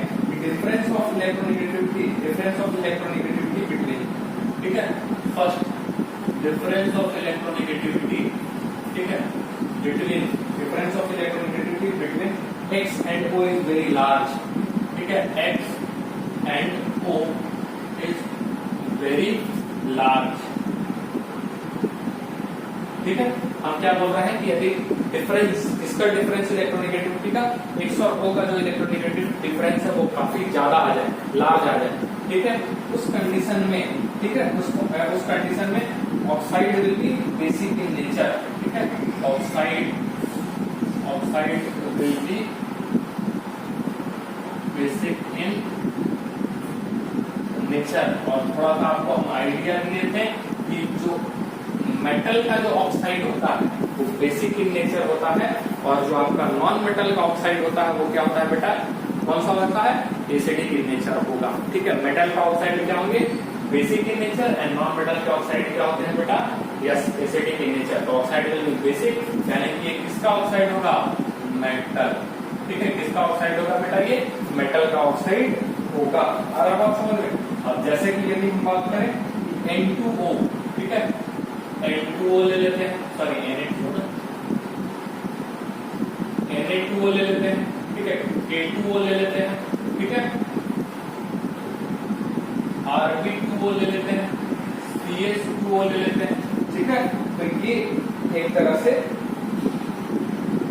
और इसमें यदि हम लेना चाहें MgO ले ले, ठीक है, उसके बाद CaO ले लें, तो ये सारे ऑक्साइड जो हैं वो क्या हो गया बेटा आपका, यस, बेसिक ऑक्साइड है, क्योंकि इनके बीच का जो इलेक्ट्रोनेगेटिविटी होता है वो काफी ज्यादा होता है। हालांकि यहाँ पे कोई रेंज फिक्स नहीं है, ये बात ध्यान में रखेंगे कि जैसे कि हम लोग इससे पहले जो हम लोग क्या देते थे परसेंटेज, तो उसमें 2.1 जो था एक रेंज हम लोग फिक्स किए हुए थे, ठीक है, यानी कि 2.1 से ज्यादा, 2.1 से कम, एक बीच का स्केल हम लोग फिक्स किए थे। लेकिन यहाँ पे, ठीक है, यहाँ पे ऑक्साइड, नेचर ऑफ ऑक्साइड देखने के लिए कोई रेंज फिक्स नहीं है, बस ये ध्यान में रखना है difference of electronegativity of x और O के बीच का यदि बहुत ज्यादा मिल रहा है तो वो बेटा क्या होगा, बेसिक इन नेचर होगा। और वो सिंपल सी बात है कि वो ज्यादा तभी मिलेगा जब मेटल का ऑक्साइड होगा। तो यानी कि मेटल का सिंपल से हम बता रहे हैं, मेटल का ऑक्साइड होगा तो क्या होगा, बेसिक इन नेचर, ठीक है। और यदि नॉन मेटल का ऑक्साइड होगा तो क्या होगा, एसिडिक इन नेचर। आ रहा बात समझ में? तो ये जो भी अभी हम एग्जांपल दिए हैं वो किसके ऑक्साइड है बेटा, आपका मेटल के ऑक्साइड है। तो ये क्या हो जाएंगे, आपका बेसिक हो जाएगा। क्या हो जाएगा, आपका बेसिक हो जाएगा, ठीक है। और ये भी ध्यान में रखना है कि हायर, यानी कि इस चीज को यदि हम लिखते हैं, higher is the electronegativity difference, higher is the del En, ठीक है। Higher is the del En, more will be the basic nature, more will be the basic nature in oxide, ठीक है। तो ये बात ध्यान में रखेंगे। वही बात हो गया कि जितना ज्यादा अपने को क्या मिलेगा, इलेक्ट्रोनेगेटिविटी डिफरेंस मिलेगा, उतना ही ज्यादा क्या होगा बेटा, वो बेसिक इन नेचर का होगा, क्या, उसका ऑक्साइड। क्लियर है, बात समझ में आ रहा है। अब एग्जांपल के तौर पे यहाँ हम देख लेते हैं, एग्जांपल ले लेते हैं Na2O और Na, ठीक है। Na का यदि यानी कि हम क्या देख रहे हैं, इसका इलेक्ट्रोनेगेटिव डिफरेंस यानी कि del En, तो del En में Na का जो डिफरेंस, Na का जो आपका इलेक्ट्रोनेगेटिविटी का वैल्यू है वो कितना हम बताएंगे, 0.9, यानी कि 3.5, ऑक्सीजन का 3.5, अच्छा ज्यादा में से ही कम को घटाना है, माइनस क्या हो जाएगा बेटा आपका 0.9, और यदि हम पोटासियम में कितना बच जाते हैं 0.8, ये आपका कितना हो जाएगा आपका 2.6, कितना निकलेगा 2.6। तो ये काफी लार्ज डिफरेंस हो जा रहा है, ठीक है, लार्ज डिफरेंस हो जा रहा है। वही यदि हम बात करें किसके लिए, K2O के लिए, ठीक है, किसके लिए बात करें, K2O के लिए, तो del En जो होगा तो क्या होगा 3.5 माइनस 0.8, ठीक है, 3.5 माइनस 0.8 और इज इक्वल टू आ जाएगा ये 2.7। तो ये काफी लार्ज डिफरेंस माना जाता है इलेक्ट्रोनेगेटिविटी का, जिसके कारण ये क्या हो जाता है बेटा, बेसिक इन नेचर हो जाता है। और यदि हम बात करें तो अल्कली अर्थ मेटल और अल्कलाइन अर्थ मेटल जो होगा वो बेसिकली आपका क्या होगा, काफी लार्ज डिफरेंस जो है वहां पे देखने को इन जनरल मिलता है। तो यदि हम कहें कि अल्कली मेटल, ठीक है, alkali metal Am, alkali metal में क्या हो जाएगा Li2O, ठीक है, Na2O, K2O, ठीक है, Rb2O, CH2O, ये सारे क्या होंगे बेटा, बेसिक होंगे। कैसा होगा, बेसिक ऑक्साइड होगा। और यदि हम इसका बात करें अल्कली अर्थ मेटल का, उसमें भी, ठीक है, उसमें आपका क्या हो जाएगा BeO, ठीक है। और यदि MgO, CaO, SrO, BaO, ये भी क्या होंगे आपके, बेसिक होगा। बस इसमें एक एक्सेप्शन आ जाएगा, BeO, एम्फोटेरिक होता है। पूरा एक्सप्लेनेशन हम लोग दे चुके हैं, क्यों, क्या रीजन है, डायगोनल रिलेशनशिप वाला भी बात किए थे, तो सारा चीज आपको हम समझा चुके हैं और बता भी चुके हैं कि BeO जो होता है तो क्या होता है आपका, एम्फोटेरिक होता है, यानी कि जो एसिडिक और बेसिक दोनों कैरेक्टर को शो करे उसी को बेटा हम लोग क्या कहते हैं, एम्फोटेरिक कहते हैं। आई बात समझ में, ठीक है। और एक खास बात है, और एक खास बात है, नोट बना करके आप लिख सकते हैं यहाँ पे, ठीक है। क्या खास बात है कि बेसिक ऑक्साइड, ठीक है, बेसिक ऑक्साइड, ठीक है, basic oxide on dissolving in water forms hydroxide, ठीक है। यानी कि ये बात समझ में आ रहा है, बेसिक ऑक्साइड जो होंगे उसको यदि हम पानी में डिसॉल्व करेंगे तो किस चीज का फॉर्मेशन करेगा बेटा, हाइड्रोक्साइड का। और आपको ये भी पता है कि हाइड्रोक्साइड जो होता है वो भी इन जनरल यदि हम बात करें तो क्या होता है, सॉरी, हाइड्रोक्साइड यदि हम बात करें तो क्या होता है, बेसिक इन नेचर होता है। आया बात समझ में, वो भी क्या हो जाएगा, बेसिक इन नेचर। जैसे जैसे यदि हम बात करें Na2O, Na2O को यदि हम पानी में डालेंगे तो ये किसका फॉर्मेशन करेगा, NaOH का, 2NaOH हाइड्रोक्साइड हो गया। उसी प्रकार से यदि हम लोग BeO लेते हैं और उसको यदि हम लोग पानी में डालते हैं तो वो किस चीज का फॉर्मेशन करेगा, सॉरी BeO ना, BeO लेते हैं तो किस चीज का फॉर्मेशन करेगा, BeOH का OH का फॉर्मेशन करता है। और ये क्या है बेटा, हाइड्रोक्साइड है। अब इसी को आगे बढ़ाते हुए, ठीक है, तो ये तो पहला चीज क्या पता चला, डिफरेंस बिटवीन X और O काफी ज्यादा रहेगा, तब क्या होगा। अब यदि कम हो जाएगा तब क्या हो जाएगा, जाहिर सी बात है जस्ट अपोजिट, यानी कि एसिडिक नेचर का बनेगा और वो कौन देगा, नॉन मेटल देगा।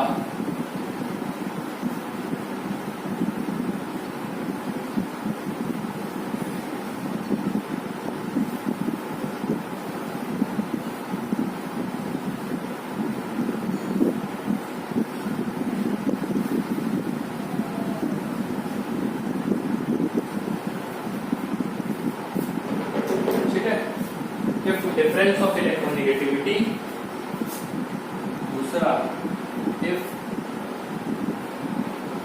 डिफरेंस ऑफ इलेक्ट्रोनेगेटिविटी, ठीक है, if difference of electronegativity between X and O, between, ठीक है, X एंड O, ठीक है, बिटवीन X एंड O, जब आ रहा है ना, यस आएगा, between X and O very less small होगा काफी, ठीक है, उस कंडीशन में क्या होगा, oxide will be acidic in nature, ठीक है, oxide will be acidic in nature, ठीक है, और ऑक्साइड जो नेचर का एसिडिक होता है, ठीक है, ऑक्साइड जो नेचर का एसिडिक होता है वो किसका होता है बेटा, नॉन मेटल का होता है, नॉन मेटेलिक होता है। हर बात समझ में, नॉन मेटेलिक होता है। अब जैसे कि यदि हम बात करें NO, ठीक है, एग्जांपल के तौर पे यदि हम बात करें NO, ठीक है, NO का यदि हम बात करें NO के बीच का, इसका यदि हम बात करें del EN, तो del EN यदि हम बात करें तो नाइट्रोजन का हो जाता है 3.0 और इसका कितना हो जाएगा 3.5 और दैट इज कितना मिलेगा 0.5। तो ये काफी कम डिफरेंस माना जाएगा। यहाँ पे डिफरेंस देख रहे हैं 2.6 2.7 का बात कर रहे हैं। जैसे जैसे नीचे की तरफ जाएंगे तो सोडियम का कितना हम बताएं 0.9, इसका 0.8, 0.7, 0.6 ऐसे करके बताएंगे। तो डिफरेंस वो लार्ज था। दूसरा एग्जांपल यदि हम ले लें Cl और O, Cl और O यदि हम ले लें तो del En जो निकलेगा वो कितना निकलेगा 3. हाँ ठीक है, इसको 3.5 कर देते हैं और ये 3.0 ऐसे माइनस होगा ना, ये हो जाएगा बेटा आपका 3.5 और ये हो जाएगा क्लोरीन का 3.0। नाइट्रोजन और क्लोरीन का बराबर होता है नकल, याद आ रहा है, और ये हो जाएगा 0.5। जहाँ भी डिफरेंस जो है वो 0.5 का ही देखने को बेटा मिलेगा। यानी कि फाइनली यदि हम कहें non metallic oxide are acidic in nature, ठीक है, नॉन मेटेलिक, ठीक है, मेटेलिक ऑक्साइड आर, ठीक है, एसिडिक इन नेचर। ऐसा होता है एसिडिक इन नेचर होता है, एक्सेप्ट, अब इसमें कुछ एक्सेप्शन भी है, एक्सेप्ट NO, ठीक है, एक्सेप्शन क्या है बेटा, एक्सेप्ट NO, ठीक है, N2O, उसके बाद CO, ये बेसिकली आपको दिया हुआ रहेगा, और एक आपका हो जाता है NH2O। कई सारे बुकों में H2O तो नहीं रहता है, लेकिन ये तो आपको पक्का लिखा हुआ नजर आएगा। आया बात समझ में। और ये बेसिकली क्या होते हैं, न्यूट्रल होते हैं, ये ध्यान में रखेंगे। ये बेटा क्या हो जाएगा आपका न्यूट्रल, एक नोट ये भी आपका रहेगा, ये क्या हो जाएगा बेटा आपका न्यूट्रल होंगे, ठीक। अब जैसे कि यहाँ बोले ऑर्डर ऑफ एसिडिक स्ट्रेंथ, अच्छा पहले ऑक्साइड देख लेते हैं, ठीक है।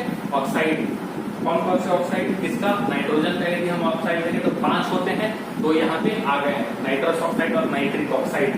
बाकी जो बचा हुआ कौन कौन सा था, N2O3, N2O4, N2O5, ये ठीक है। यदि हम बात करें किसका, सल्फर के ऑक्साइड का, तो SO2, SO3 याद है। और एग्जाम्पल यदि हम ले लें ठीक है, तो Cl2O, Cl2O3, ठीक है, Cl2O5, Cl2O7, ठीक है, ये क्या है बेटा, क्लोरीन का ऑक्साइड। यदि अब हम इसमें बोले इसका हम लोग कंपेयर करके क्या एसिडिक स्ट्रेंथ, क्योंकि ये ऑक्साइड है किसका, नॉन मेटल का, नॉन मेटेलिक ऑक्साइड, और नॉन मेटेलिक ऑक्साइड क्या हो जाएगा बेटा, एसिडिक इन नेचर। तो हम कैसे कंपेयर करें इसका एसिडिक स्ट्रेंथ, वो भी हम आपको बता देते हैं यहाँ पे। क्या कंपेयर, ये क्या है बेटा आपका एसिडिक ऑक्साइड, ठीक है, एसिडिक ऑक्साइड। तो हम लोग क्या निकाल रहे हैं, एसिडिक ऑक्साइड है, तो एसिडिक ऑक्साइड में हम लोग क्या कंपेयर कर रहे हैं, order of acidic strength, order of acidic strength, ठीक है, ऑर्डर ऑफ एसिडिक स्ट्रेंथ हम लोग निकालेंगे। क्लियर है, order of acidic strength oxidation number से भी निकाल सकते हैं। यदि आप ऑक्सीडेशन नंबर से फेमिलियर नहीं है तो फिर नंबर ऑफ ऑक्सीजन देख करके भी निकाल सकते हैं, ठीक है। तो क्या रूल रहेगा, रूल वन जो कहता है वो कहता रहेगा, higher is the oxidation number of element, ठीक है, हायर इज द ऑक्सीडेशन, ठीक है, नंबर ऑफ एलिमेंट। और यदि आपको ऑक्सीडेशन नंबर नहीं पता है तो उसके जगह पे और higher is the percentage of oxygen, ठीक है, higher is the percentage of oxygen, ठीक है, more will be the acidic strength, more will be the acidic, ठीक है, स्ट्रेंथ। या फिर एसिडिक स्ट्रेंथ के जगह आपको कैरेक्टर, एसिडिक कैरेक्टर भी बोल सकता है, एसिडिक कैरेक्टर, ठीक है, ये बोला जा सकता है। आ रहा बात समझ में आपको। तो ऑक्सीडेशन नंबर कैसे निकल जाएगा, सिंपल सा है कि एक ऑक्सीजन का -2 चार्ज होता है, तो 3 ऑक्सीजन का कितना हो गया, -6। तो यहाँ पे दो नाइट्रोजन मिलकर के क्या करेगा, +6 न्यूट्रल करेगा एक दूसरे को, तो +6 यानी कि एक नाइट्रोजन क्या हो जाएगा बेटा, +3। क्लियर। अब 4 ऑक्सीजन है तो माइनस हो जाएगा 8, और इसके लिए क्या हो जाएगा, एक नाइट्रोजन के लिए क्या हो जाएगा, +4, और इसके लिए क्या हो जाएगा, +5। तो कितना ज्यादा higher oxidation state, more will be the acidic character, यानी एसिडिक स्ट्रेंथ क्या हो जाएगा, ये। क्लियर है, समझ में आया। सल्फर का यहाँ क्या हो जाएगा, +4, और ये यहाँ क्या हो जाएगा, +3 × 6, तो ये हो जाएगा, ठीक है। यहाँ पे क्या हो जाएगा बेटा, क्लोरीन का हो जाएगा +1, ठीक है। यहाँ पे क्या हो जाएगा, +3, यहाँ पे क्या हो जाएगा, 5 × 10 यानी कि +5, और यहाँ पे क्या हो जाएगा, 7 × 14 यानी कि +7, यानी कि ऑर्डर क्या हो जाएगा बेटा आपका, ये देखने को मिलेगा। और ऑक्सीजन को भी देख करके यहाँ 5 ऑक्सीजन, 4 ऑक्सीजन, 3 ऑक्सीजन, ऑर्डर दे दो, 3 ऑक्सीजन, 2 ऑक्सीजन, ऑर्डर दे दो, 7, 5, 3, 2, ऐसे चला जाएगा। क्लियर हो रहा है मेरा बात, समझ में आ रहा है। तो ये एसिडिक स्ट्रेंथ का ऑर्डर भी हम आपको बता दिए। ये क्या था बेटा आपका, रूल नंबर 1, ठीक है। अब दूसरा कुछ हम लोग देखेंगे, ठीक है, यानी कि पहला ही रूल समझ में आ गया क्या है। अब इसमें और कुछ बात हम आपको बताते हैं।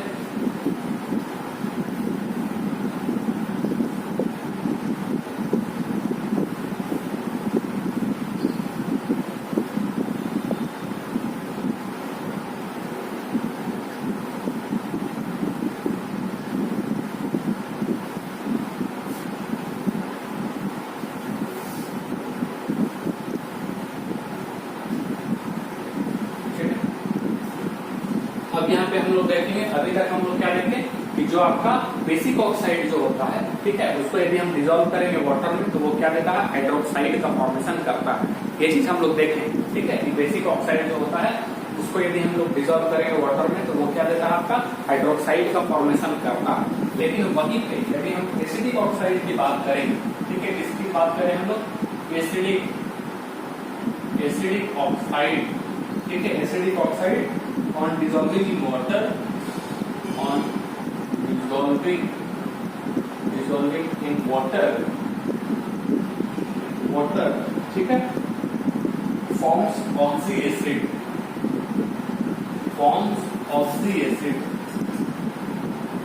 ये oxy acids क्या होते हैं, oxy acids of non metal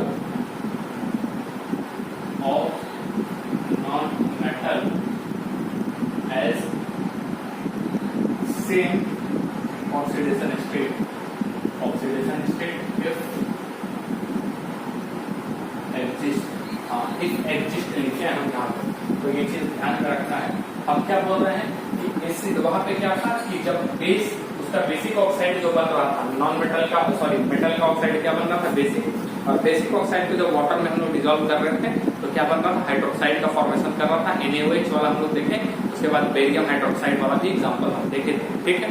लेकिन यहाँ पे क्या बोल रहा है कि यदि आपका एसिडिक ऑक्साइड है और एसिडिक ऑक्साइड को यदि हम वाटर में डिजोल्व करते हैं तो फॉर्म्स करता है ऑक्सी एसिड का, यानी कि वैसा एसिड जिसमें क्या हो, आपका ऑक्सीजन हो, वैसा एसिड जिसमें क्या हो, आपका ऑक्सीजन हो, उसी को हम लोग क्या बोलते हैं बेटा, ऑक्सी एसिड कहते हैं। नॉन मेटल का सेम ऑक्सीडेशन स्टेट, यानी कि जो ऑक्सीडेशन स्टेट, यहाँ पे ऑक्सीडेशन स्टेट आपको निकालना सिखाएं, जो ऑक्सीडेशन स्टेट इस एसिडिक ऑक्साइड का होगा, जो ऑक्सीडेशन स्टेट इस एसिडिक ऑक्साइड का होगा, वही ऑक्सीडेशन स्टेट का आपका ऑक्सी एसिड मिलने वाला है। Is that clear? If exist का मतलब है यदि वो एसिड एग्जिस्ट करता है तो, यदि उसका ऑक्सी एसिड एग्जिस्ट करता होगा तो। आया बात समझ में? अब कितने प्रकार के ऑक्सी एसिड्स हैं, क्या क्या है, वो सारा कुछ हम लोग बॉन्डिंग में पढ़ेंगे, ठीक। आ रहा बात समझ में? अब जैसे एसिड जो होंगे वो दो तरीके के हो जाएंगे। सबसे पहले हम लोग जान लेते हैं हाइड्रा एसिड के बारे में, ठीक है, हाइड्रा एसिड्स के बारे में। हाइड्रा एसिड्स वैसा होता है, वैसा एसिड जिसका हाइड्रोजन डायरेक्टली अटैच रहेगा आपका नॉन मेटल से, डायरेक्टली उसमें हाइड्रोजन अटैच रहेगा नॉन मेटल से, तो उसको क्या कहेंगे हम लोग, हाइड्रा एसिड कहेंगे। जैसे कि आपका HCl हो गया, HF हो गया, ठीक है, HBr हो गया, HI हो गया, इस प्रकार के एसिड को हम लोग क्या कहेंगे, हाइड्रा एसिड, ठीक है। हाइड्रोजन डायरेक्टली अटैच विद, ठीक है, यानी कि इसको हम लोग क्या कहेंगे, hydrogen is directly attached with non-metals, ठीक है, उसको हम लोग क्या कहेंगे बेटा, हाइड्रा एसिड कहेंगे। Is that clear? और आपका एक आ जाता है ऑक्सी एसिड, क्या आ जाएगा बेटा, ऑक्सी एसिड। ऑक्सी एसिड्स में क्या होता है कि आपका हाइड्रोजन किससे अटैच रहेगा, हम क्या बोले, ऑक्सी एसिड किसको कहेंगे, जिसमें ऑक्सीजन होगा, तो हाइड्रोजन किससे अटैच रहेगा, डायरेक्टली ऑक्सीजन से, और ऑक्सीजन किससे अटैच रहेगा बेटा, नॉन मेटल से, उसी को हम लोग क्या कहेंगे, ऑक्सी एसिड्स कहते हैं। जैसे कि एग्जांपल ये रहा N2O3, ये क्या है बेटा, आपका नॉन मेटेलिक ऑक्साइड है, देख रहे हैं, नॉन मेटेलिक ऑक्साइड है, और नॉन मेटेलिक ऑक्साइड को हम वाटर में डिजोल्व करते हैं, ठीक है, वाटर में हम लोग क्या करते हैं, इसको डिजोल्व करेंगे, तो वाटर में डिजोल्व करने के बाद ऑक्सी एसिड फॉर्म करेगा, और उस ऑक्सी एसिड का भी ऑक्सीडेशन नंबर सेम रहेगा। यहाँ इसका ऑक्सीडेशन नंबर कितना हो जाएगा, +3, यहाँ निकालना भी सिखाए हैं, और +3 पे करने के बाद, यानी रिएक्शन होने के बाद ये आपका फॉर्मेशन करेगा HNO2 का। HNO2 क्या है बेटा, आपका एसिडिक नेचर है, और ये क्या है बेटा, आपका ऑक्सी एसिड कहलाएगा, क्या कहलाएगा, ऑक्सी एसिड। और इस नाइट्रोजन का भी आप देखिएगा तो क्या हो जाएगा बेटा, आपका +3 हो जाएगा, 2 ऑक्सीजन का हो जाएगा -4, एक हाइड्रोजन हो जाएगा +1, और तो इस नाइट्रोजन का कितना हो जाएगा, +3, तीनों न्यूट्रलाइज हो जाएगा, माइनस और प्लस क्या हो जाएगा, न्यूट्रलाइज हो जाएगा। इसी प्रकार से यदि हम N2O5 ले, तो यहाँ पे इसका क्या हो जाता है, +5, और प्लस हम लोग क्या करें, पानी में इसको डिजोल्व करें, तो क्या बनेगा, ये HNO3 बनेगा, और इस नाइट्रोजन का यहाँ पे क्या होगा बेटा, +5 होगा, और ये भी आपका क्या है, ऑक्सी एसिड है। मेरी बात आपको समझ में आ रही है, स्टेटमेंट क्या। अब जो हम क्या बोलते हैं, इफ एग्जिस्ट, तो ये एग्जिस्ट इसका ऑक्सी एसिड करता है। अब यदि नहीं करेगा, जैसे कि एक BBI ये बात है, और ये चीज आपका बहुत इंपॉर्टेंट है जो अभी बता रहा है, जैसे कि आपका N2O4, ठीक है, N2O5, N2O3 का आपका ऑक्सी एसिड बनता है, लेकिन N2O4 तो वाटर में यदि हम लोग डिजोल्व करेंगे, तो इसका ऑक्सी एसिड नहीं बनता। तो ऑक्सी एसिड नहीं बनता है तो क्या हो जाएगा, हाफ, यानी कि एवरेज हम लोग ले लेंगे, इसका एवरेज ले लेंगे इन दोनों का, जैसे कि इसका +3 होता है और इसका +5 होता है, तो यहाँ पे इसका कितना हो जाएगा बेटा, कितना हो जाएगा, +4 होता है, इसका ऑक्सीडेशन स्टेट कितना हो जाएगा बेटा, +4। लेकिन यहाँ पे तो क्या होता है, इसका ऑक्सी एसिड नहीं बनता है, तो यहाँ पे एवरेज बनेगा, और ये क्या बनेगा आपका NHNO, ठीक है, HNO2 NO2 और साथ ही साथ क्या बनेगा HNO3। एवरेज हम लोग कर देंगे, यानी कि ये दोनों जो है ये का क्या हो जाएगा आपका 4 + 4 हो रहा है ना, तो यानी इसका हम लोग एवरेज करेंगे तो कितना आ जाएगा 5 3 8 और 8 में से डिवाइडेड बाय 2 कितना हो जाएगा 4। आ रहा है समझ में, ये वाला 4, यानी कि ये दोनों जो है एसिड यहाँ पर निकल करके आएगा। तब उस कंडीशन में जब यह ऑक्सी एसिड नहीं बन रहा होगा तो इज दैट क्लियर। इसका एवरेजिंग वाला सिस्टम जो है वो आएगा। यहाँ पे क्या हो रहा है +3 और ये क्या आएगा +5। Is that clear. करने का मतलब एवरेज क्या, ये वाला हम लिए हैं, इसका ऑक्सी एसिड नहीं बनता है, तो जो प्रोडक्ट जो है वो क्या होंगे, उसका एवरेज ये होगा। इसका एवरेज क्या होगा, ये होगा, यानी कि एवरेज रूल यहाँ पे लगेगा और ये आपको ऑक्सीडेशन यानी कि रेडॉक्स रिएक्शन जो चैप्टर है उसमें आपको और बेहतरीन तरीके से पढ़ाया जाएगा। यहाँ कौन सा रूल लग रहा है, एवरेज रूल लग रहा है, एवरेज रूल, ठीक है। और एवरेज रूल में क्या होगा, 1 मोल ऑफ हम लोग क्या लेंगे 1 मोल ऑफ HNO2 और साथ साथ 1 मोल ऑफ HNO3 लेंगे। Is that clear. इन दोनों का एवरेज जो है वो ये आएगा, यानी कि वो एसिड हम लोग तो लेंगे जिसका एवरेज क्या आ जाए बेटा, ये वाला ऑक्साइड आ जाए। इज दैट क्लियर, समझ में आया। और इस प्रकार का रिएक्शन को जिसमें ऑक्सीडेशन नंबर जो है चेंज हो रहा है रिएक्टेंट में और प्रोडक्ट में, इसको हम लोग डिस्प्रोपोर्शन रिएक्शन के नाम से जानते हैं। कौन सा रिएक्शन हो जाएगा, डिस्प्रोपोर्शन रिएक्शन होता है। और इसको हम लोग बेटा कहाँ पढ़ेंगे, रेडॉक्स में। रेडॉक्स रिएक्शन में हम लोग इसको स्टडी करते हैं, disproportion reaction. Is that clear, समझ में आ रहा है। कहाँ पे पढ़ेंगे हम लोग इसको, रेडॉक्स रिएक्शन नाम के चैप्टर में पढ़ेंगे। तो इसी से रिलेटेड और कुछ हम लोग देखते हैं, इससे आपका कॉन्सेप्ट और अच्छे से क्लियर हो जाएगा। और कुछ एग्जांपल देखते हैं।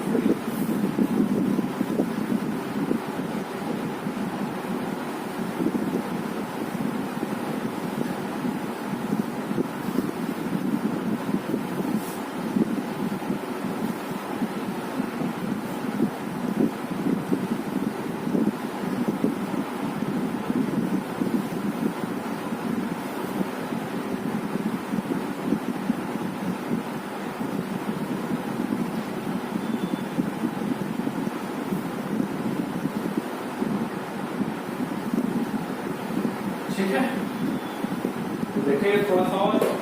अब जैसे कि क्या है भाई, क्या किस तरीके से हम आपको बताना चाह रहे हैं, जैसे कि ये आपका रिएक्शन दे दे ये, और ये बेटा रिएक्शन जेई में आया हुआ है, ठीक है।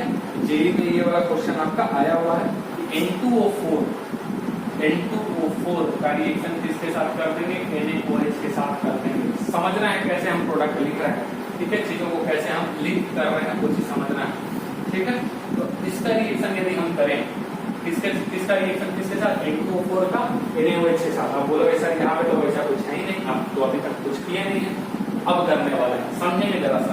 ये कैसा होता है बेटा, इसका नेचर क्या है, एसिडिक।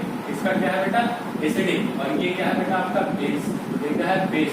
और एसिड और बेस जब भी रिएक्ट करता है तो क्या बनता है, सॉल्ट और वाटर, ठीक है। तो हम क्या कर रहे हैं यहाँ पे, वाटर जो है वो लिख देते हैं, ये आपका वाटर बनेगा। Is that clear. और सॉल्ट, तो किसका सॉल्ट बनेगा आप समझना है जरा सा। N2O4 कैसे प्रोडक्ट लिखेंगे, N2O4 का रिएक्शन जब हम लोग क्या किए थे, एसिडिक है ना, तो पानी में जब हम लोग डाले थे N2O4 जब पानी में डाले थे तो क्या बना था, HNO2 बना था और HNO3 बना था। क्या बना था, HNO2 बना था और HNO3 बना था। और ये दोनों बेटा क्या है आपका, एसिडिक है, ऑक्सी एसिड है। समझना है कैसे प्रोडक्ट लिख रहा है। N2O4 को हम किस में डाले, पानी में, ये एसिडिक है, बेस के साथ रिएक्शन होगा, सॉल्ट और वाटर बनेगा। वाटर लिख दिया, सॉल्ट क्या बनेगा, तो N2O4 को जब पानी में डाले हैं तो ये एसिड बना और ये एसिड बना। अब ये दोनों एसिड अपना क्या करेगा, H+ निकालेगा, किसके साथ रिएक्शन करने के लिए, NaOH बेस है, तो इसका भी H+ निकलेगा और इसका भी H+ निकलेगा, ठीक है। और इसका Na जो है वो कहाँ आ जाएगा, यहाँ पे। Na कहाँ आ जाएगा, यहाँ पे, यानी कि जो सॉल्ट बनेगा वो क्या बनेगा, NaNO2 और साथ क्या बनेगा, NaNO3।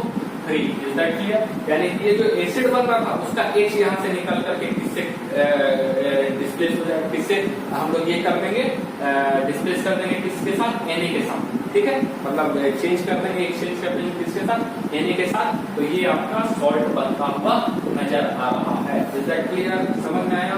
और इसको यदि हम थोड़ा सा ये कर दें, यानी कि क्या कर दें, इसको बैलेंस करने के लिए क्या कर देंगे, यहाँ पे 2NaOH लिख देंगे, क्या लिख देंगे, 2NaOH, तो ये जो रिएक्शन है वो कंप्लीटली क्या हो जाएगा बेटा, बैलेंस हो जाएगा। अब इसी में यदि हम दूसरा ले लें, ठीक है, N2O5 का रिएक्शन किसके साथ करते हैं, NaOH के साथ। N2O5 का रिएक्शन किसके साथ करते हैं, NaOH के साथ। तो ये एसिड है, ये बेस है, तो क्या बनेगा बेटा, पानी तो आपका बनेगा। अब कैसे लिखेंगे प्रोडक्ट, ये एसिड है, N2O5 को पानी में डालेंगे तो क्या बना था, HNO3, यानी आंसर क्या आ जाएगा बेटा आपका NaNO3 प्लस H2O। और रिएक्शन को बैलेंस करने के लिए हम क्या कर देंगे, 2NaOH और 2NaNO3। समझ में आया कैसे लिख रहे हैं, पानी में डालें जो बन रहा है एसिड, उसका क्या बना देंगे हम लोग, सॉल्ट बना देंगे, यानी कि Na लगा देंगे, H हटा करके, ठीक। और वही यदि हम लोग यहाँ पे करें SO3, SO2 का साथ करें, SO2, तो ये किसके साथ रिएक्शन हो रहा है, इसका पानी के साथ। बेटा ये तो पानी में डाल रहे हैं, तो पानी में डाल रहे हैं तो जो इसका क्या रहेगा, ऑक्सीडेशन स्टेट, तो ऑक्सीडेशन स्टेट +4, तो +4 वाला हम लोग क्या बना देंगे, ऑक्सिक एसिड, तो क्या बन जाएगा ये H2SO3, ये यहाँ पे बन जाएगा, जहाँ पे इसका ऑक्सीडेशन स्टेट कितना मिलेगा, +4। कैसे +4, समझ में आ रहा है, 3 गुना 6 -6 हो गया, और हाइड्रोजन क्या करेगा, +2 देगा, तो 2 हो गया, और इसका क्या हो जाएगा, +4, और साथ ही साथ बेटा क्या हो जाएगा यहाँ पे वाटर। उसी प्रकार से भी हम लेते Cl2O, तो इसका ऑक्सीडेशन स्टेट यहाँ पे क्या हो जाएगा, +1, और वाटर के साथ यदि हम लोग रिएक्शन कर देंगे तो यहाँ पे क्या बन जाएगा आपका, सॉरी यहाँ पे हम वाटर क्यों दे रहे हैं भाई, यहाँ पे वाटर करने की जरूरत ही नहीं है, वाटर तो इस केस में बनता है, एसिड बेस वाले में। और यहाँ पे जो बनेगा आपका वो क्या बनेगा, HClO, ठीक। अब यहाँ पे यदि हम रिएक्शन करवा दें SO3 के साथ, SO3 और प्लस H2O, तो ये बेटा क्या बन जाएगा, H2SO4, ठीक है, क्योंकि यहाँ पे इसका कितना है, +3, कितना है यहाँ पे, +3। Is that clear? और यहाँ पे यदि हम जाएंगे Cl2O3 का रिएक्शन यदि हम वाटर के साथ करवा दें तो क्या बन जाएगा आपका, HClO2, ठीक है, HClO2। ये रिएक्शन बैलेंस करते हुए भी चलेंगे थोड़ा सा।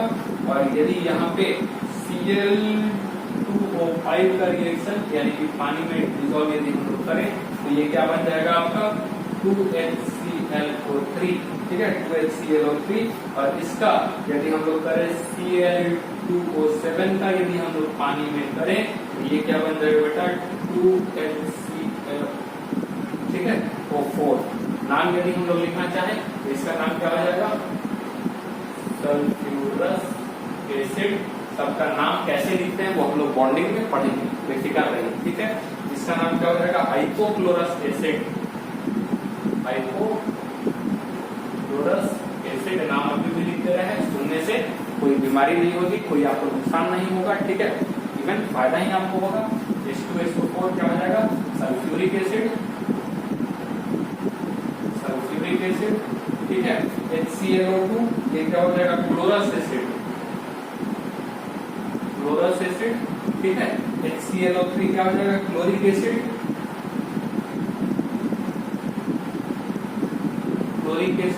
और इसका क्या हो जाएगा, परक्लोरिक एसिड, इसका नाम क्या हो जाएगा, परक्लोरिक एसिड। तो समझ में आया किस तरीके से जो ऑक्सीडेशन स्टेट होगा उसी ऑक्सीडेशन स्टेट का ऑक्सी एसिड हम लोग क्या करेंगे, बना देंगे। जिसका नहीं बनता है उसको किस तरीके से किए वो भी बताएं, और उसको यदि हम लोग बेस के साथ रिएक्शन करेंगे तो किस प्रकार से सॉल्ट और वाटर लिखते हैं वो भी बताएं। तो यदि ऑर्गेनिक थोड़ा सा ध्यान देकर के, थोड़ा प्रिकॉशन लेकर के हम लोग पढ़ें समझे तो बड़ा ही ब्यूटीफुल सब्जेक्ट है। आ रहा बात समझ में, बड़ा ही मजेदार है। अब जैसे कि यहाँ पे रिएक्शन आपके लिए दे दे कि Cl2O7 का रिएक्शन बेस के साथ हो जाए, ठीक है। अब इस तरीके का यदि हम लोग इसके साथ करें क्या, Cl2O7 का रिएक्शन हम लोग किसके साथ करें, OH का होल ट्वाइस, यानी कि बेस, कैल्शियम हाइड्रोक्साइड क्या है, बेस है, और ये क्या है, एसिडिक बेस के साथ कर दी। तो सिंपल सा तरीका क्या बताएं कि ये जब पानी में घुला था तो कौन सा एसिड बना है, HClO4। अब HClO4 को किससे बस कन्वर्ट कर दो, कैल्शियम से। तो यहाँ पे 2 हाइड्रोजन लग रहा था, तो यहाँ 2 हाइड्रोजन क्या देता है, +2, एक हाइड्रोजन +1 तो 2 हाइड्रोजन +2, तो ये एक कैल्शियम काफी है क्योंकि ये कैल्शियम देता है +2, यानी कि आंसर क्या हो जाएगा बेटा CaCl4 का होल ट्वाइस और साथ ही साथ आपका क्या बनेगा वाटर, ठीक है। और इसको कैल्शियम पर क्लोरेट कहेंगे, कैल्शियम पर क्लोरेट। Is that clear? समझ में आया क्या कॉन्सेप्ट है?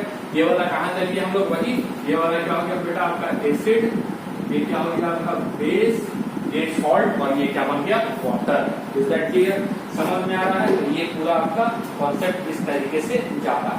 और तीसरा वाला जो हम लोग जाएंगे, ठीक है, और आगे बढ़ते हैं।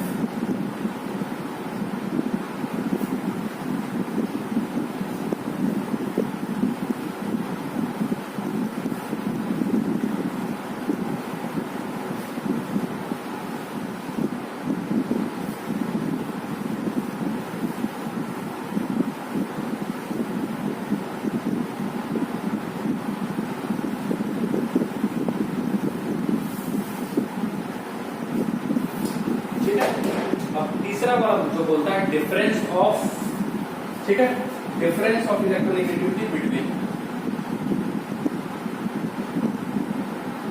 डिफरेंस ऑफ इलेक्ट्रोनेगेटिविटी बिटवीन, ठीक है, X and O, ठीक है, X and O is neither very lesser or too small,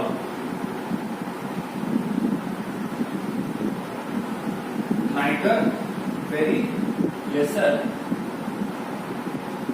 nor too small, ना ही ज्यादा बड़ा हो और ना ही ज्यादा छोटा हो। तो उस कंडीशन में that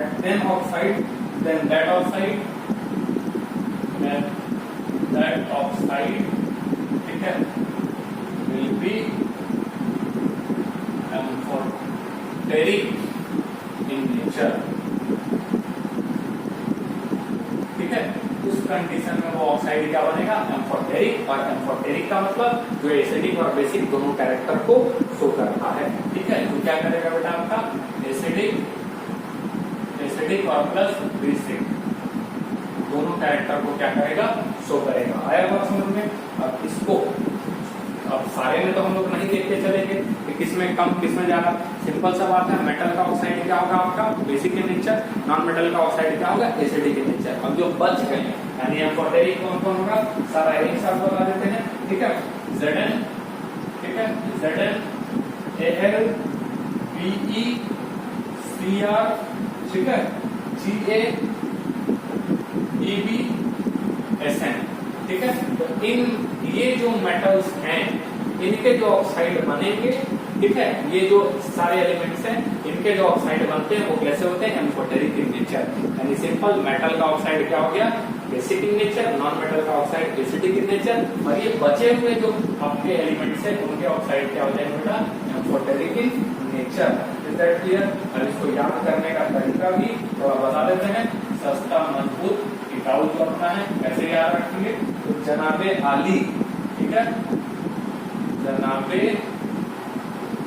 आली, ठीक है, जनाबे आली कोई है ने ये हम अलग से जोड़ रहे हैं। जनाबे आली ने बेकार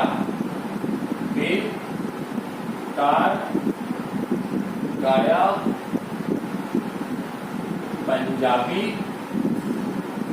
सॉन्ग, ठीक है। क्या बोले हम? जनाबे आली ने बेकार गाया पंजाबी सॉन्ग। जनाबे आली ने अपने से बेकार गाया पंजाबी सॉन्ग। इसके जो ऑक्साइड होंगे बेटा क्या होंगे एम्फोटेरिक इन नेचर। कैसे होंगे एम्फोटेरिक इन नेचर, एकदम दिमाग में बैठा लेना है, 2-3 बार बोलिएगा एकदम जस्ट याद आपको हो जाएगा। यानी इसके कौन कौन से ऑक्साइड हो गए बेटा ZnO, ठीक है, Al2O3, ठीक है, BeO, क्लियर है, Cr2O3, Cr2O3 इसका और क्या ऑक्साइड है लेकिन ये वाला एम्फोटेरिक है, ठीक है, Ga2O3, ठीक, Ga अच्छे से थोड़ा सा Ga2O3, ठीक है, और यहाँ इसका SNO और इसका PPO2 और SNO2 ये वाला भी ऑक्साइड, ठीक है। तो ये कितने भी ऑक्साइड हैं ये सारे क्या हो जाएंगे आपका एम्फोटेरिक, क्या हो जाएंगे एम्फोटेरिक, ठीक है, ध्यान में रहेगा क्या हो जाएगा बेटा एम्फोटेरिक। इज दैट क्लियर, समझ में आया। अब जैसे कि एम्फोटेरिक का मतलब क्या हो गया, ये आपका जैसे कि Zn और HCl के साथ रिएक्शन होगा और दूसरा Zn और प्लस NaOH का रिएक्शन होगा, ठीक है। तो ये Zn जो है वो क्या है बेटा मेटल है आपका, क्लियर है, और ये यहाँ पे क्या है आपका एसिड है, ये क्या है आपका एसिड है, ठीक है, ये आपका क्या है बेस है। तो ये यहाँ किस तरीके से दिखाएगा अपने आप को बेस की तरह और ये आपको कैसा दिखाएगा एसिड की तरह। तो जो रिएक्शन होगा, ठीक है, Zn होना और ये Zn, तो यहाँ पे जो रिएक्शन होगा वो क्या बन जाएगा आपका ZnCl2 और साथ ही साथ क्या बनेगा पानी, और यहाँ पे बेटा आपका क्या बनेगा, इस बार ये एसिड है और ये बेस है, ठीक है, तो क्या बनेगा Na2ZnO2 और प्लस क्या बनेगा वाटर, इसको क्या बोलते हैं जिंक क्लोराइड, और इसका नाम है सोडियम जिंकेट, सोडियम जिंकेट, ठीक है, सोडियम जिंकेट इसको कहते हैं। बात समझ में सोडियम जिंकेट। तो किस प्रकार से ये काम कर रहा है पूरा एम्फोटेरिक का कॉन्सेप्ट वो भी आपको हम बता दिए। अब थोड़ा ट्रेंड्स देख लेते हैं।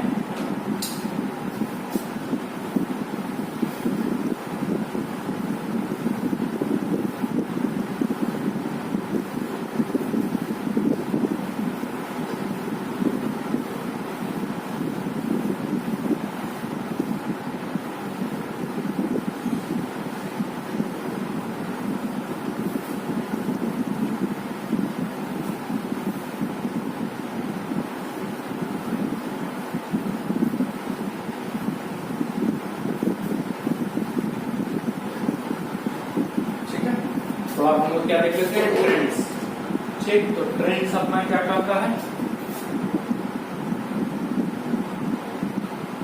ट्रेंड्स आपका बेटा क्या करता है, ये क्या हो जाएगा आपका अलोंग द पीरियड, ठीक है, और ये आपका क्या हो जाएगा अलोंग द ग्रुप,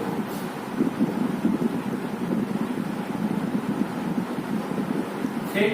तो अलोंग द जब पीरियड जाएंगे तो नॉन मेटेलिक कैरेक्टर बढ़ता है, यानी कि लेफ्ट से राइट यदि हम लोग जाएंगे तो नॉन मेटेलिक, ठीक है, नॉन मेटेलिक कैरेक्टर, या फिर हम ऐसा कहें कि एसिडिक कैरेक्टर बढ़ता है, ठीक है, या ऐसा भी लिख देते हैं, हाँ, एसिडिक कैरेक्टर बढ़ेगा और बेसिक कैरेक्टर जो होगा वो क्या होगा कम, और डाउन द ग्रुप जाएंगे तो एसिडिक, ठीक है, क्या होगा आपका कम होगा और बेसिक जो है वो क्या होगा बेटा बढ़ेगा। आई बात समझ क्लियर है। तो ये आपका क्या हो गया ट्रेंड्स। और पांचवा जो हम लोग देखने जा रहे हैं वो कुछ इस प्रकार से, फिफ्थ वाला जो एप्लीकेशन है प्रिडिक्टिंग नेचर ऑफ, ठीक है, predicting nature of AOH type of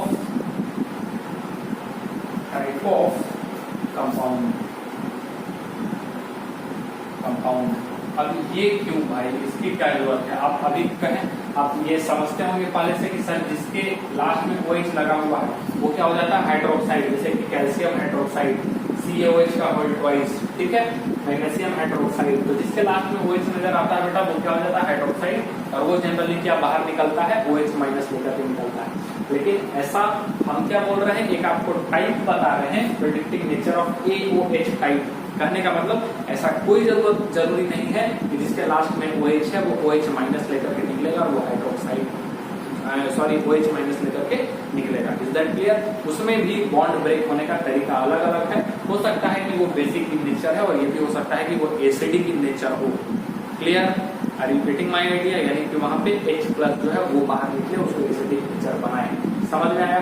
ऐसा कोई जरूरी नहीं कि वहां से OH माइनस ही निकलेगा, यानी कि बॉन्ड A और O का भी टूट सकता है और OH और H का भी टूट सकता है। कब होगा, क्या उसका कंडीशन है, उस पर हम लोग बात करेंगे। तो ये बेसिकली क्या हो गया आपका predicting nature of AOH type of compound. अब जैसे आपका क्या है AOH है, क्या है बेटा AOH है, तो यहाँ पे जो ये जो हो सकता है वो एसिडिक भी हो सकता है और ये आपका क्या हो सकता है बेसिक भी हो सकता है। और यदि एसिडिक होगा, ठीक है, एसिडिक तब होगा जब आपका A जो होगा नॉन मेटल होगा। यदि हम आपको बता दें यानी कि यदि यहाँ नॉन मेटल है तो H प्लस बाहर निकलेगा और यदि यहाँ पे मेटल है तो क्या बाहर निकलेगा OH माइनस, ठीक है। और एसिडिक है यानी कि A जो होगा वो आपका क्या होगा नॉन मेटल और यदि बेसिक होगा तो B सॉरी A जो होगा वो आपका क्या होगा बेटा मेटल्स, क्या होगा मेटल्स। आई बात समझ रहे हो। अब ये कैसे क्या चक्कर है भाई, तो इलेक्ट्रोनेगेटिविटी डिफरेंस का चक्कर समझना है जरा सा। ऑक्सीजन का इलेक्ट्रोनेगेटिविटी डिफरेंस क्या होता है बेटा 3.5, क्या होता है आपका 3.5। और यदि हाइड्रोजन का इलेक्ट्रोनेगेटिविटी डिफरेंस सॉरी इलेक्ट्रोनेगेटिविटी की वैल्यू कहें तो क्या होता है 2.1 अकॉर्डिंग टू पॉलिंग स्केल। हम पहले भी कहें कि पॉलिंग स्केल को लेकर तो चलेंगे, ठीक। आई बात समझ में, यानी कि इसका इन दोनों का जो डेल EN होगा, डेल EN जो होगा यहाँ पे वो कितना हो जाएगा बेटा, माइनस करने पे क्या हो जाएगा 1.4, माइनस करने पे कितना आ जाएगा बेटा 1.4। Is that clear. Del EN हम कहाँ से निकाले भाई, अच्छा इसको भी क्लियर कर देते हैं।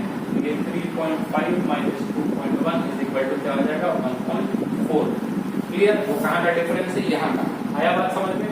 तो कहने का मतलब है ये वाला पॉइंट हम लिख रहे हैं कि इफ इलेक्ट्रोनेगेटिविटी ऑफ इसका तो चाइन A, ठीक है, चाइन A समझ में आया। इलेक्ट्रोनेगेटिविटी ऑफ A यानी चाइन A क्या रहेगा, कम रहेगा किससे 2.1 से। 2.1 बेटा किसका हो गया हाइड्रोजन का, ठीक है। या फिर हम इसको ऐसा भी लिख सकते हैं और चाइन A, ठीक है, कम रहेगा चाइन H से, ठीक है। चाइन A कम रहेगा किससे, चाइन H से। Then AO bond is more polar than OH bond, ठीक है, OH bond। यानी कि सिंपल सी बात है कि यदि इसका इलेक्ट्रोनेगेटिविटी 2.1 से कम आ जाए, इसका क्योंकि यहाँ तो फिक्स है, ये तो फिक्स है, वो तो रहेगा ही और यहाँ H भी फिक्स है। अब यदि वैल्यू यहाँ पे क्या आ जाए 2.1 से कम, तो 2.1 से यदि कम आ जाएगा तो क्या 3.5 माइनस जो भी 2.1 से कम आएगा तो डिफरेंस क्या ज्यादा आ जाएगा, ऑटोमेटिकली ज्यादा आ जाएगा, ठीक है। और ज्यादा डिफरेंस होगा तो इसका मतलब वो पोलर ज्यादा होगा। पोलर का कॉन्सेप्ट समझा है जस्ट पीछे, ठीक है। तो वो क्या कहलाएगा ज्यादा पोलर होगा। और उस कंडीशन में, ठीक है, उस कंडीशन में जो ज्यादा पोलर वाला बॉन्ड होगा वही वाला, यानी कि ये जो कहां से ब्रेक होगा फिर A और O के बीच से ये OH जो है वो बाहर निकल करके जाएगा। क्योंकि जो क्या कहते हैं पोलराइजेशन जो होगा यानी कि डेल्टा नेगेटिव बहुत ज्यादा किसमें नजर आएगा, O पे नजर आएगा। इज दैट क्लियर, समझेंगे देखेंगे यहाँ पे।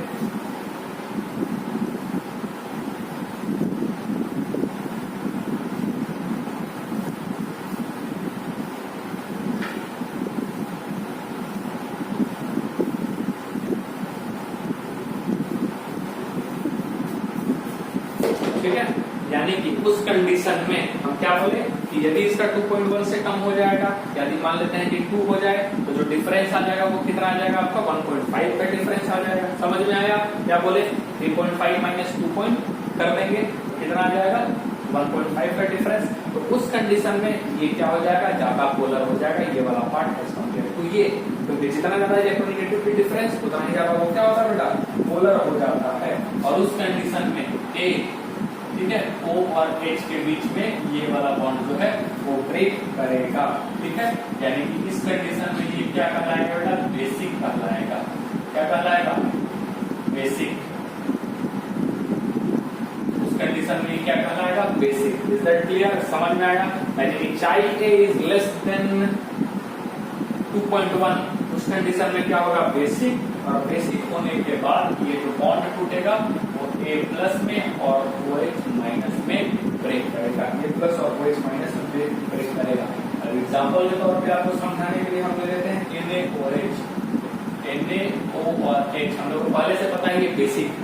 फिर से देखते हैं इसका इलेक्ट्रोनेगेटिविटी इलेक्ट्रोनेगेटिविटी का वैल्यू 3.5, इसका क्या 2.1, और सोडियम का क्या हम लोग बनाएंगे 0.9, क्या आ रहा है कितना हो जाएगा 0.9। तो इसका डिफरेंस यदि हम लोग देखेंगे 3.5 माइनस ये, तो ये क्या आ जाएगा आपका बेटा 2.6, यानी डेल EN यहाँ पे आपको क्या मिलेगा 2.6, और यहाँ पे हमको क्या मिला था 2.1, सॉरी हाँ 1.4, क्या मिला था आपको 1.4, यानी कि ये क्या हो गया 2.1 से डिफरेंस क्या हो गया ज्यादा हो गया, यानी कि ये क्या हो जाएगा मोर पोलर हो जाएगा, और मोर पोलर होने का मतलब ये कैसे टूटेगा Na प्लस और साथ साथ क्या OH माइनस। आई बात समझ में आपको क्लियर है? ये बेटा क्या है डेल EN यहाँ पे, और ये भी क्या है बेटा डेल EN, ठीक है, इन दोनों के बीच का और ये इन दोनों के बीच का, क्लियर है, समझ में आ रहा है? यानी कि ये जो डेल EN है वो क्या है ग्रेटर देन है आपका 1.4 से, ये वाला क्या है बेटा ग्रेटर देन है 1.4 से, ठीक है 1.4 से क्या है ग्रेटर देन। अब दूसरा B, ये पहला चीज समझ में आया, if electronegativity difference of child A, ठीक है, is greater than 2.1, ठीक है, और child A, ठीक है, is greater than child H, ठीक है, then आपका क्या हो जाएगा OH bond, ठीक है, is more polar, ठीक है, then AO bond, यानी कि उस कंडीशन में OH बॉन्ड आपका पोलर होगा, आ रहा बात समझ में, और यहाँ से H बाहर होकर के निकलेगा, यानी कि क्या होगा AOH में ये वाला बॉन्ड जो है आपका टूटेगा, ठीक है, आ रहा बात समझ में, और ये क्या होगा बेटा एसिडिक हो जाएगा, यानी कि AO माइनस और साथ ही साथ क्या होगा H प्लस, ऐसे ये बाहर निकलेगा। एग्जाम्पल के तौर पे आप समझ लें, जैसे कि ClO और H यहाँ पे है, तो ये होता है 3, ये होता है 3.5, ये होता है 2.1, इसका डिफरेंस आएगा 0.5 का, इसका डिफरेंस होगा कितना 1.4 का, ठीक है, तो ये डेल क्या है बेटा डेल EN ही है, तो कितना है 0.5 है, और डेल EN 0.5 क्या हो जाएगा आपका स्मॉलर देन है किससे ये 1.4 से, ठीक है, जो कि वहां आपका आया हुआ है, यानी कि सेम ये 2.1 से लिखा हुआ है ना, हाँ 2.1 से, यानी कि ये वाला से, क्लियर है? यहाँ क्या लिखते हैं कि ये वाला डिफरेंस जो है वो सॉरी इलेक्ट्रोनेगेटिविटी ऑफ A किससे कम हो जाए ज्यादा हो जाए बेटा 2.1 से, हाँ तो ज्यादा है 2.1 से, यहाँ पे क्या हो जाएगा 3 हो जाएगा, तो इलेक्ट्रोनेगेटिविटी डिफरेंस 0.5 और यहाँ क्या जाएगा 1.4, और 1.4 0.5 में ज्यादा कौन हो जाएगा बेटा आपका 1.4, तो ये वाला बॉन्ड जो होगा आपका क्या हो जाएगा मोर पोलर हो जाएगा, इज दैट क्लियर? और मोर पोलर हो जाएगा तो ये कैसे टूटेगा ClO माइनस और साथ साथ इसे टूटेगा H प्लस में, क्लियर है? बात समझ में आया? तो ये क्या हो जाएगा बेटा एसिडिक, समझ में आ रहा है? अब जैसे कि एक छोटा सा एग्जाम्पल हम आपको समझाएं, छोटा सा एग्जाम्पल समझाएं इस कॉन्सेप्ट का कि हम क्या बोल रहे हैं AOH वाला, जैसे कि एक कंपाउंड है H3BO3, ठीक है, H3BO3 जिसको बोरिक एसिड भी हम लोग कहते हैं, तो यदि इसको एग्जाम में इस तरीके से लिख ले तब तो आप एसिड बोलते हो, ठीक है, लेकिन कभी कभी इसको ऐसा भी करके यदि दे दे, कैसे करके दे दे BOH3 तो कई बार इसको बच्चे क्या बोल देते हैं बेस बोल देते हैं, लेकिन ऐसा है ही नहीं, यदि आप इनका डिफरेंस देखोगे सारा कुछ निकाल करके देखोगे फिर आपको क्या पता चलेगा ये एसिड है, ये क्या है बेटा एसिड है, ठीक है, और इसी को हम लोगों ने इस तरीके से लिखा, बस लिखने का तरीका बदल दिया है, OH उसको उस तरीके से डाल दिया, इसका मतलब ये कतई नहीं है कि ये बेस होगा, सारा कुछ जब हम लोग देखेंगे तो ये क्या होगा बेटा एसिड ही पाया जाएगा। तो इस प्रकार से आपका कंप्लीट, ठीक है, ये क्या है बेटा एक्चुअल फॉर्मूला है, ठीक है, एक्चुअल फॉर्मूला, ठीक, लेकिन कभी कभी जो है आपको ऐसा भी करके देता है। तो इस प्रकार से पूरा पीरियोडिक टेबल का पूरा पीरियोडिक क्लासिफिकेशन का समापन समारोह था, खत्म होता है आपका चैप्टर, और अगले क्लास में आई थिंक आपका पूरा कॉन्सेप्ट जो है समझ में आया होगा, पूरा क्रिस्टल क्लियर होगा, एक एक पॉइंट को हम लिखवाए हैं बोर्ड पे, एक एक चीज को बताए हैं, एक भी चीज को छोड़ा नहीं गया है, सारे एडवांस तक एक एक पॉइंट एक एक चीज का रिप्रेजेंटेशन आपको बोर्ड मिलेगा, आपके नोटबुक में मिलेगा, ठीक है। फिर आप कोई भी बुक सॉल्व करिए, सारे बुक्स बड़ी आसानी से लगेंगे, थोड़े बहुत जो डाउट्स आएंगे वो आप पूछ सकते हैं, ठीक है।